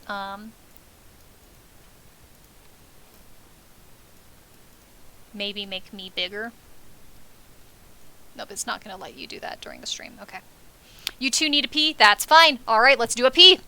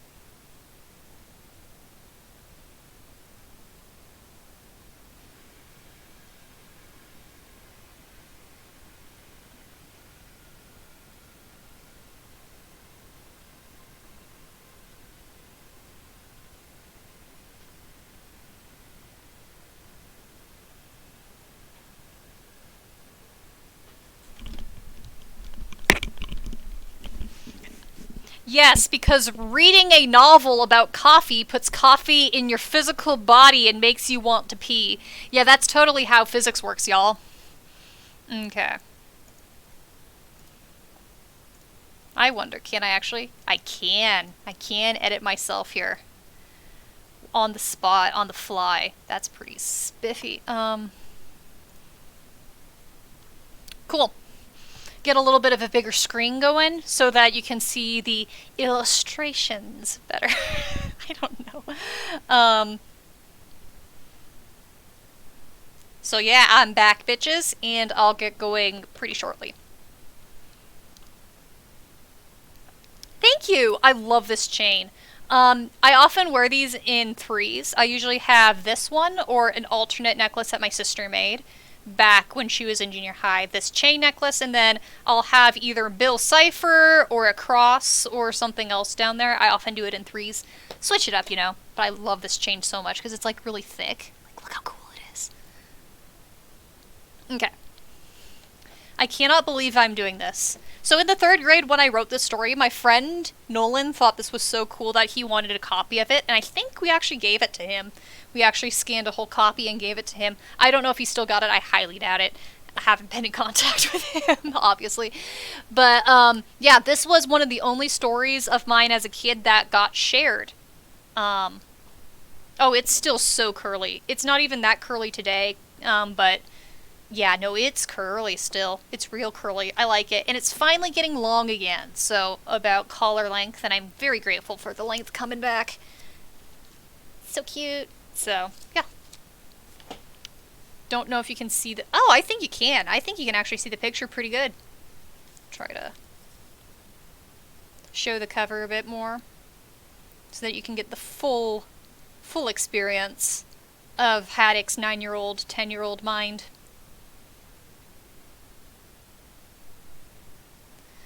It could be the camera, but for the reddish tint, but who knows. It's, yeah, I think it's the camera. But, I mean, it's got weird colors to it, because it's, you know, that dusty hair with the golden overtones and stuff. It's so weird. So I can point out who's who in the drawing. Actually, I should probably pull up the drawing still. So Frogger and Lilyfrog should... Come on, focus. Frogger and Lilyfrog should probably be obvious. So Frogger and Lilyfrog are up at the top. Tad's hanging on right there. I don't know who any of the frogs are in the bag, I don't think. I literally have a book that says who's who in the drawings. I could look it up. But Swampy and Macadillion are on the cover as well. Swampy over on this side right here, and there's Mac. He looks bad in the earlier drawings, but my Mac in later pictures is a sexy looking boy. Let's see if I can find a good Mac. Oh, here, right on the cover.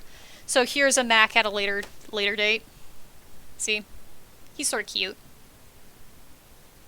He's got those fringes all along his back from the top to bottom, and he's a lithe figure. Again, inspired off of Randall. You can sort of see it. Okay. So, here goes a reading. I can't believe I'm doing this. I have always not really shared my childhood stories, so this is going to be fun to embrace the cringe. Thank you. Thank you, Lily. Alright. So, we do got an image on the bottom, but it relates to the end of the plot, so we're just gonna start reading right now. Gosh. I cannot believe I am doing this. I literally cannot. Okay. So this is sort of a sequel to Frogger 2. You'll notice that very, very quickly. Chapter 1, Frog Island. Hello, I'm Tad, and this is my father, Frogger. How do I fit in? You'll find out soon. First of all, Dad's quick, slick, slender, and brave, but me over here is fast, shy, and I don't know what you call it. Yeah, that's right. I'm sneaky and trustworthy. That's what. I get into trouble often because my big brother and sisters, Booksy, Berries, and Bugs. They get their smelly toothpaste all over my room, and the truth won't get me not in trouble. I've hated them a lot. Until this last week. That's my mother, Lilyfrog. She's a slow sort, but she is very trustworthy and careful, even though we aren't alike at all. See, I told you there was Lilyfrog bias in here. So you wonder, how do I fit in? As I said, I'm sly, but I'm also watchful. Watchful like Frogger, my dad. Gosh. The thing you're missing here is the, offensive number of dashes in this. I have dashes like every other sentence. Like, there's so many dashes. It looks so bad formatting-wise. Yes, it's so bad. And, like, the fact that, like, you can tell as a kid I'm just making up the adjectives on the fly. It's so bad. Oh, okay, here we go. Oh, here goes Swampy, an ugly sort. He thinks he's sneaky, but he's not. I can escape from him easily, as you'll find out soon. Oh, gosh. Oh, man. Wow, okay. Now, Swampy once tried to get us babies before, and he tricked me. Once I got to know his behavior, I got away, saved my parents, and I was free. But now I'm getting a little far from myself. But now we are all at the pool, singing, clinging. Yes, I used the word clinging because it rhymed with singing. Singing, clinging, doing all the frog baby stuff. And then, out of all that noise, I hear a faint laugh. Not any old laugh, but Swampy's laugh. I also heard footsteps that were coming from the north. It was Macadilly, Swampy's older brother. He may look small and sneaky, but he's smart. There I am with the stupid adjectives again. You discovered dashes at the same point in your life that I discovered semicolons. I had the semicolon period too in my life, but I think that was like late junior high, early high school or something. So I feel you. Yeah, there's so many dashes in here. It's terrible. Also, fun fact is I learned about Piccadilly Circus through the 102 Dalmatians video game. And so Macadilly is inspired from the name Piccadilly. And then I had to make it cooler, so it turned into Macadillion. So, stupid lore side note there. Okay. Oh, nobody ever grows out of their semicolon period, let's be real. Okay. I also heard footsteps that were coming from the north. It was Macadilly, Swampy's other brother. He may look small and sneaky, but he is smart. Yep, I was right. It was a plan to steal me and my brothers and sisters. I had to warn them. Even bugs and berries. I jumped in the water. Nobody saw me. So far, so good. But then Swampy's feet went in the water, and I went out. Bad news. Macadillion covered my parents' eyes. Now they know what's going on, but Jade doesn't. I like Jade. She's a calm green frog that's very nice. I'm very good friends with her, and I play with her often. She's just the opposite of Booksy, a nasty little girl, Pink, and I call ugly. I hate Pink. Swampy swam along collecting baby frogs as Mac held onto Frogger and Lily Frog, my parents. They'd go after me at any cost. I love how their plot to kidnap the kids is literally just cover the eyes of the parents while they do it. In broad daylight.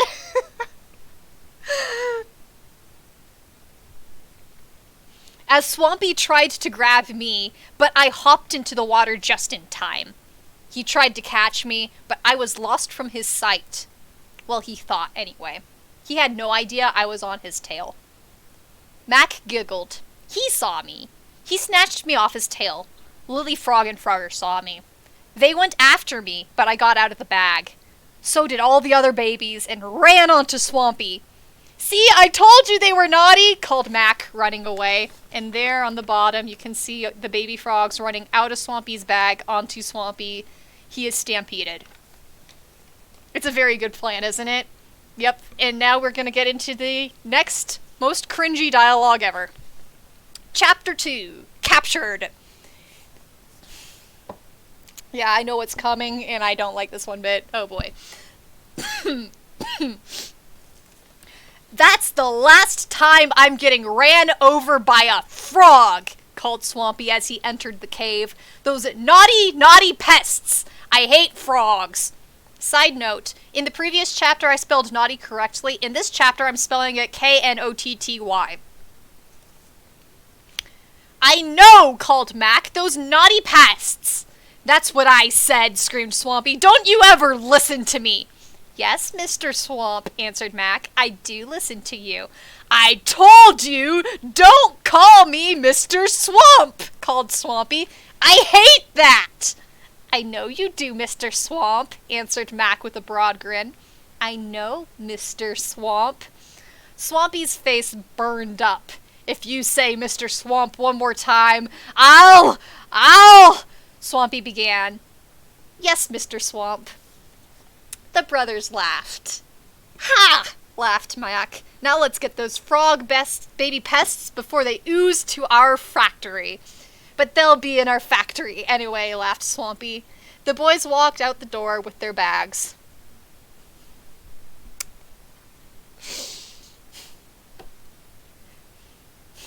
Yeah. That's the actual text. Now how do I know this? Because I do. Yep, cuz to the bone. I'm just guessing, but I surely do the next part. But us, the Frogger babies, were dancing around and having a party. My party. Everything was going out okay until Swampy appeared. I was sitting on my lily pad when I felt a tug on my tail. It was Swampy. I called out as I went underwater. But I escaped and went under Swampy and away to Frogger, my dad. I swam and swam and swam to tell him. Swampy was after me. Meanwhile, Macadillion took the children one by one into the bag. I went onto shore to throw Swampy off. So far, so good. I ran and ran. Once I saw Swampy on land, I dived back into the water to throw off my track. Swampy gave up and went away. Mac got all the babies except me. Yeah, I know, it's bad. It's so bad. Alright, Chapter 3, to begin the journey. And this is a very short book, don't worry. I hate how he calls Frogger in this book. Like, it's so bad. Why are you calling your parents by their first names? And there's a few very small pictures on here. Gosh, and that stupid villain scene where there's, like, mocking and cringeworthy behavior was, I think, me being inspired by really, you know, Disney villain and henchman scenes. But you're a kid, so that's what you come up with trying to make someone sound evil. Okay. Chapter 3, to begin the journey. I raced to Frogger and ran into the water. I was out of control, and I mean wild. After a while, I got to my dad. Dad! Dad! I called. Danger! Danger! Booksy's gone. Jade's gone. Everyone's gone. Swampy got them again! Oh, replied Lily Frog with a mad look. Is this another trick? Why are you here? Mom, I answered, I told you, it's Berries who does the tricks. Does not, screamed Lily Frog. Berries told me that you did a horrible trick a few weeks ago, and I know him. Wait, croaked Frogger. Don't take it too seriously, Tad, but could you bring me Berries? But Berries isn't here! He isn't? Yeah, remember what I told you? Mac took them! Mac? Yeah, Mac! What was he doing here? Stealing frogs! Really? I thought that would be Swampy. I agree, Lily Frog put in. Where was Swampy? He was chasing me, said I, and Mac helped. That Macadillion! Screamed Lily Frog. Such a naughty sort! Really, said Frogger, but we must go now. I love how all of a sudden they just go from completely doubting Tad to believing him. I also love how completely illogical the entire conversation is. Fun fact is, the original word was prank instead of tricks, but I thought that prank was a bad enough word that I erased it and put tricks in there to be a better person. I don't know why I thought pranks was bad. Okay. Wait! Called Lily Frog. He must be going to Swamp Island. Who knows how long it'll take us to get there. I'll get my backpack. So Mother went to get her backpack, nearly tripping me with her pigtails. She's a nice mother, even though her hair's huge. Yep, and I mean huge. I got my favorite backpack and put in all sorts of games, puzzles, and toys. I also got my toothbrush, toothpaste, can't forget that, hairbrush, even though I don't have hair, and a picture of Jade in her prettiest gown, which reminded me to go get my trousers. So off we go, looking for my brothers and sisters, especially Jade, Booksy, Emergrade, Ermin, Mountie, and even Bugs and Berries were on my list to want to get back. My party might have been the last time I saw them. How sad.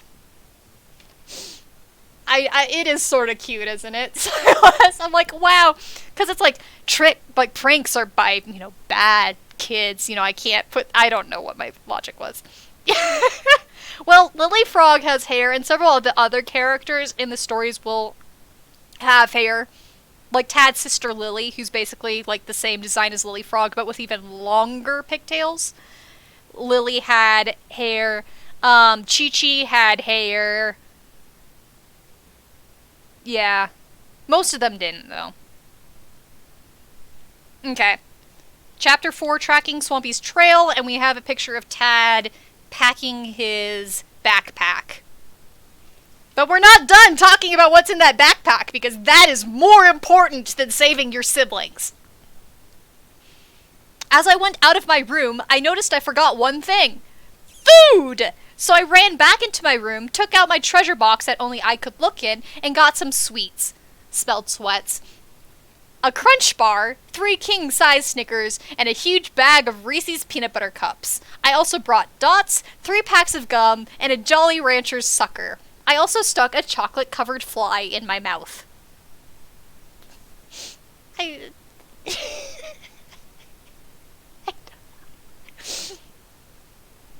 Yep, I was always sneaking candy, and that might have been the last time I did it. I really knew this was a dangerous mission, not meant for a teenager and a young guy like me. Very rough, even hard for my parents. It was not easy for anyone. Thank you for the Where's My Hairbrush reference. All the stuff barely fit. Lily Frog and Frogger were waiting for me. Lily Frog gave me a questioning look. "What's in that bag?" she asked as she saw me, "and is it good for you?" I was in big trouble now, especially because of the candy. But I gave her the bag anyway. "Candy!" she screamed. "Why is the candy in this bag?" "To eat," I answered shyly. She was really mad at me now.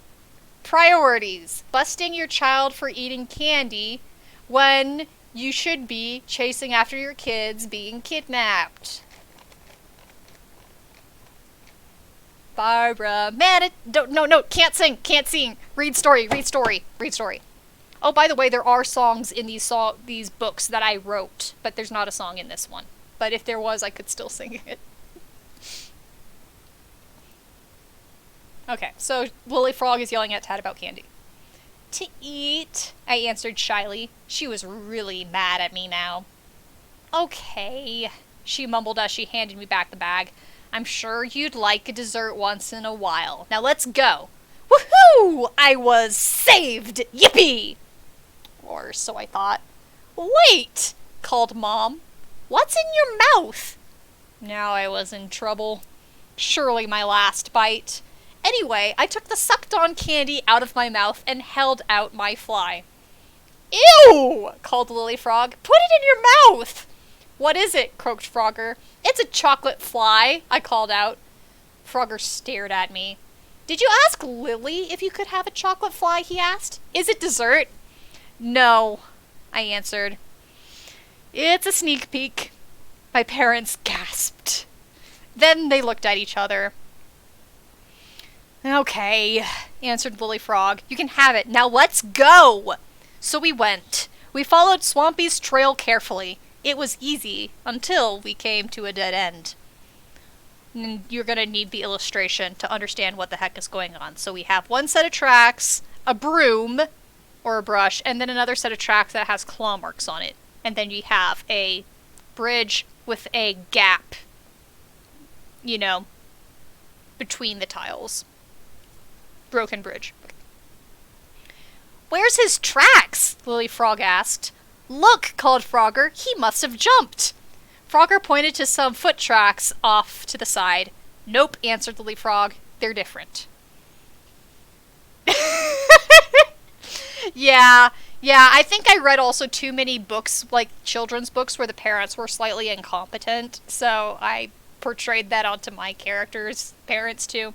They become more competent later in the series as I got older, but they still have. Yeah. Chapter 5, the triple flip. I thought this was like the coolest thing ever. So you know how like in the Frogger game you can do a single flip? So the idea is Frogger can flip multiple times to get over 3 spaces instead of just 1. Ooh. Thought it was such a cool, heroic idea. Okay, here we go. Chapter 5, the triple flip. "Macadillions!" I called suddenly. "They're macadillions!" "They are?" asked Frogger. "How are you so sure?" "Because," I said.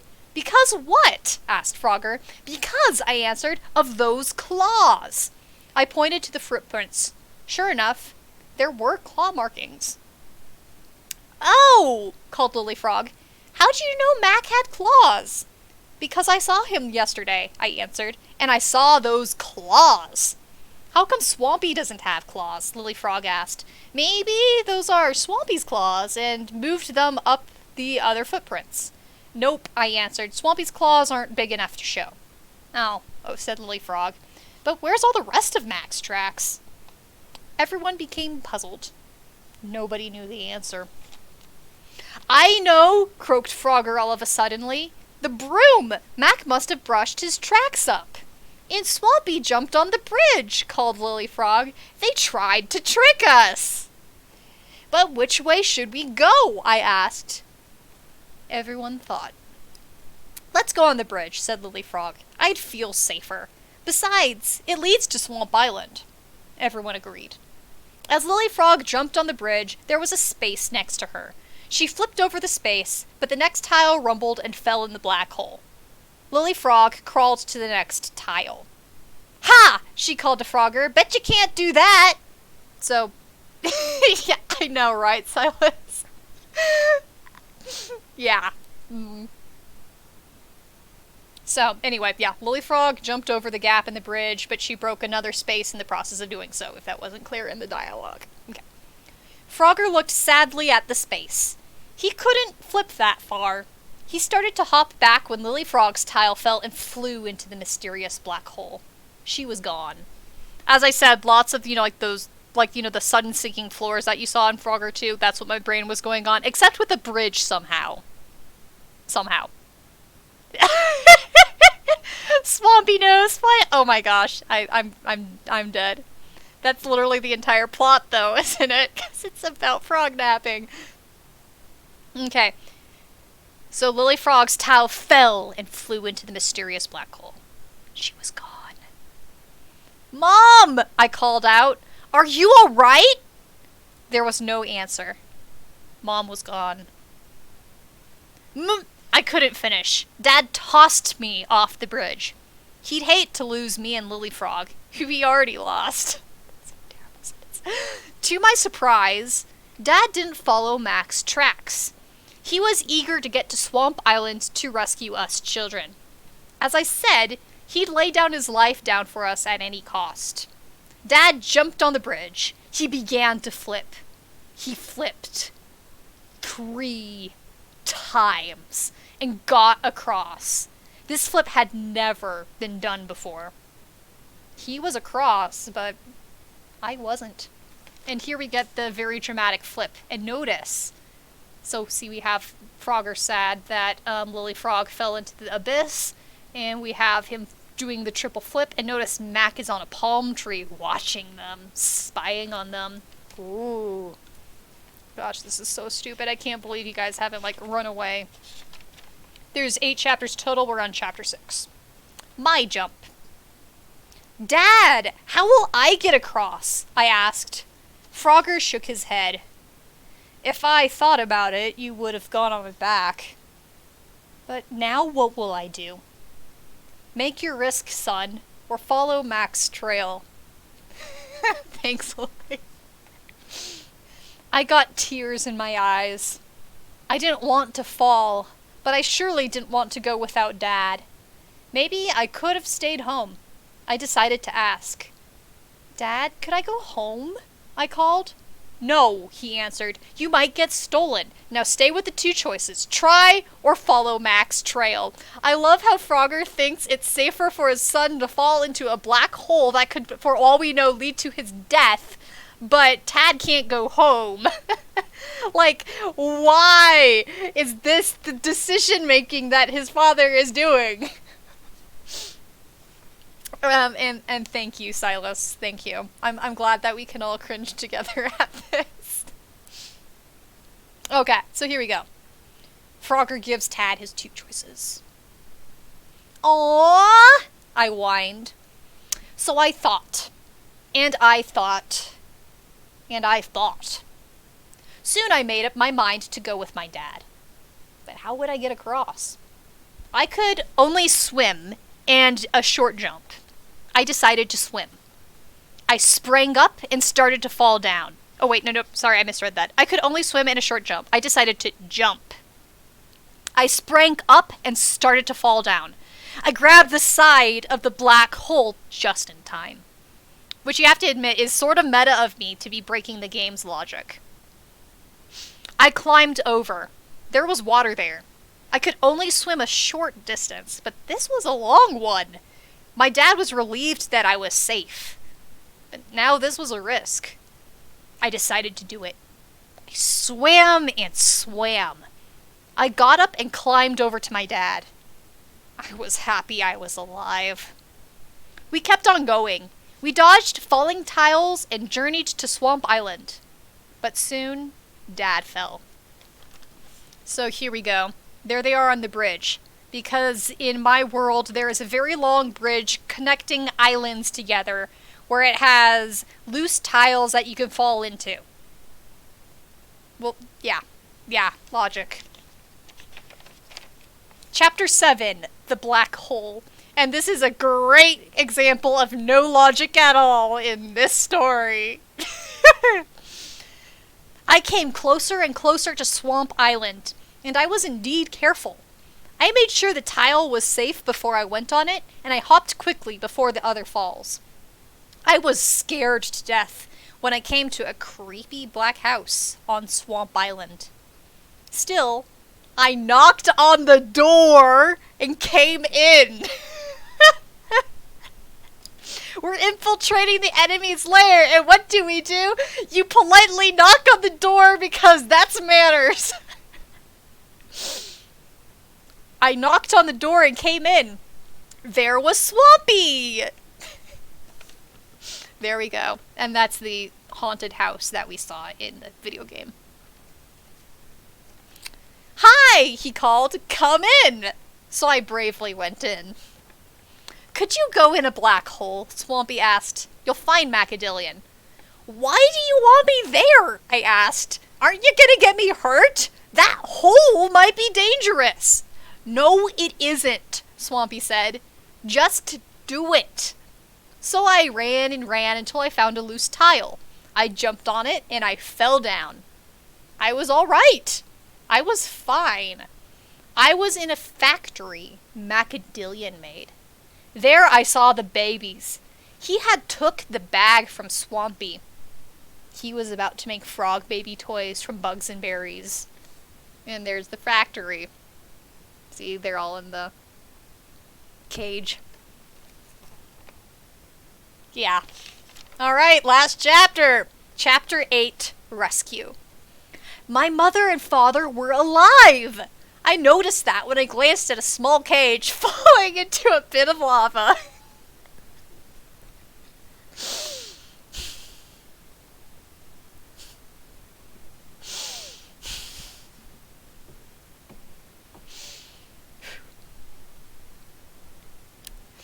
Meanwhile, Macadillion was about to start the children's machine of danger. I hit buttons and buttons to save them. I hit a red button. That sent my mother and father flying through the air. They fell in the babies' cage. They'd be smushed too, but now I could do something. I let Mac start the machine on the assembly line. One by one, the children went out, but before they got hit, I pushed them off. I love how there's no agency of them hopping off themselves. I did that and did that. I pushed and pushed. But then my parents came out. I tried and I tried to get them off. I pushed and pushed and pushed. They wouldn't budge. Then the machine went off. I turned over and there was berries at the switch. We were saved and decided to go home along the swamped trail. As we went home, we knew it would be a happy ending. So there! I showed you! I like him now! He saved my parents, and he saved my life. The end. And there is berries saving them from the factory assembly line. We did that. We did that. I swear the books get better, but I also realize that's not a high standard. Also the I pushed and pushed and pushed is very great out of context, too. My brain is like, pregnancy!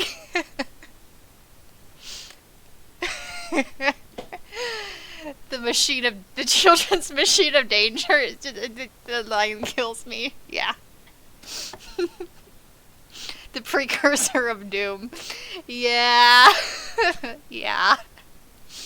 So, yeah, that's how it all started. And the characters actually grow personality, and there's good character banter. I was a character-driven person from a pretty young age, but yeah, that's definitely childhood writing right there. So, thank you for somehow suffering through me reading the entire thing. I cannot believe you did that. So, thanks for hanging out with me. Yes, I hate that line so much. It's so funny. I'm so happy they're alive! And then you talk about lava. Like, maybe that shouldn't be your reaction to being happy. So good. 1,000. Yeah, it's great. But, yeah. And so that's how it started. And, yeah. If you look at the later books, you'll notice a definite, obvious, older person writing it. Both in terms of the artwork and in terms of simply the internal sides. Like, here is number 24 on the inside. Like, clearly, like, I kept the cartoon side, but clearly better drawings, smaller writing, you know, it's just very obviously better. And yes, they're about to fight a battle with monkeys. So, yeah.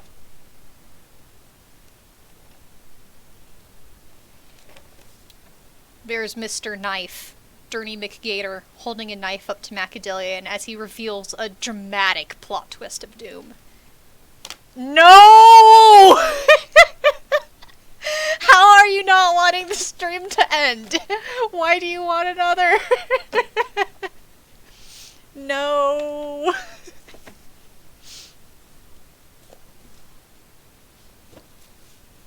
Gosh, I need to drink water after all of that reading.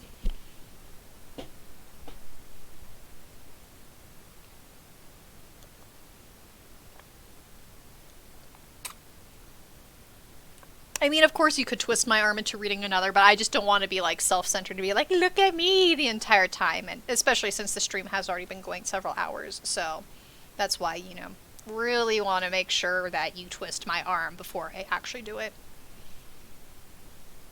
Yeah, the stream's been 2 hours, and that's the usual length for my streams, you know, unless people really want them to continue, because I, you know, value people for having time and lives, and I don't want to be like, oh, I want people to watch me for 5 hours straight, you know, that's just selfish, right?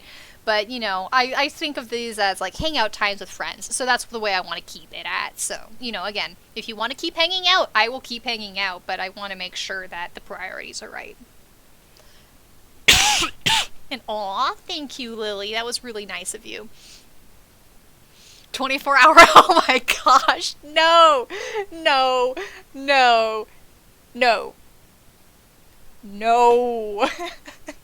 24-hour charity live stream. Gosh. Yeah. I do actually want to rewrite these books. Not to make them good, because they'll never be good, but sort of adult them up. And there was also actually something that I planned to do even as a kid. So when I decided to extend it beyond 10 books, what I decided was I was going to keep writing these books throughout childhood. And I decided I would write a final book when I was an adult, basically as in a reflective conclusion, where you look at the characters all in the future as adults with their own generation and sort of do a retrospective of, wow, look at all the adventures that we had, look at what our childhood was, and just sort of drip it in nostalgia, which is a pretty mature idea that I thought up as, you know, 10, 11 years old. And of course, I've always held off on that final book. But, you know, I'm 30 now, so if I finish number 26, you know, I could write more stories in the series if I wanted to, because, you know, keep those old childhood traditions going. But I could also do that final retrospective. I'm at the age that I was about planning to be to do that retrospective. You know, and just sort of give that series a loving send-off to my younger childhood self. So, yeah, sort of an interesting thing that I now have to consider whether or not I'm gonna actually finish my own book series. No! No Frogger fucking! No frog fucking! No, no fucking no. No, no. Yeah. Well, I mean, I'm still pretty awake, but I'm sure it's plenty long for both of you. It's been really fun hanging out. I mean, of course, you could really twist my arm and do another reading stream if you really wanted it, but I really want to make sure you want and ask it, since it's sort of a weird request. But, you know, again, I would be willing to do another stream of it if you really wanted. But I can wrap up this stream tonight, because, you know, we've done what we set out to do, which was watch Frogger 2 and talk about my weird childhood ideas. So, yeah, thanks for hanging out with me and letting me relive a lot of memories, right? And it's fun to be able to share it with, like, current friends, right? You know? Because, you know, friends.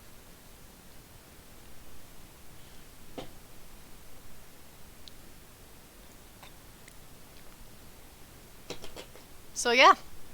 I think that concludes it for the night. I'll obviously still be on Discord. So, yeah, I'll transition the conversations over to Discord as I always do, and probably do a little bit more work hours, not gonna lie. Get that money in. And yeah, love you all, and toodaloo.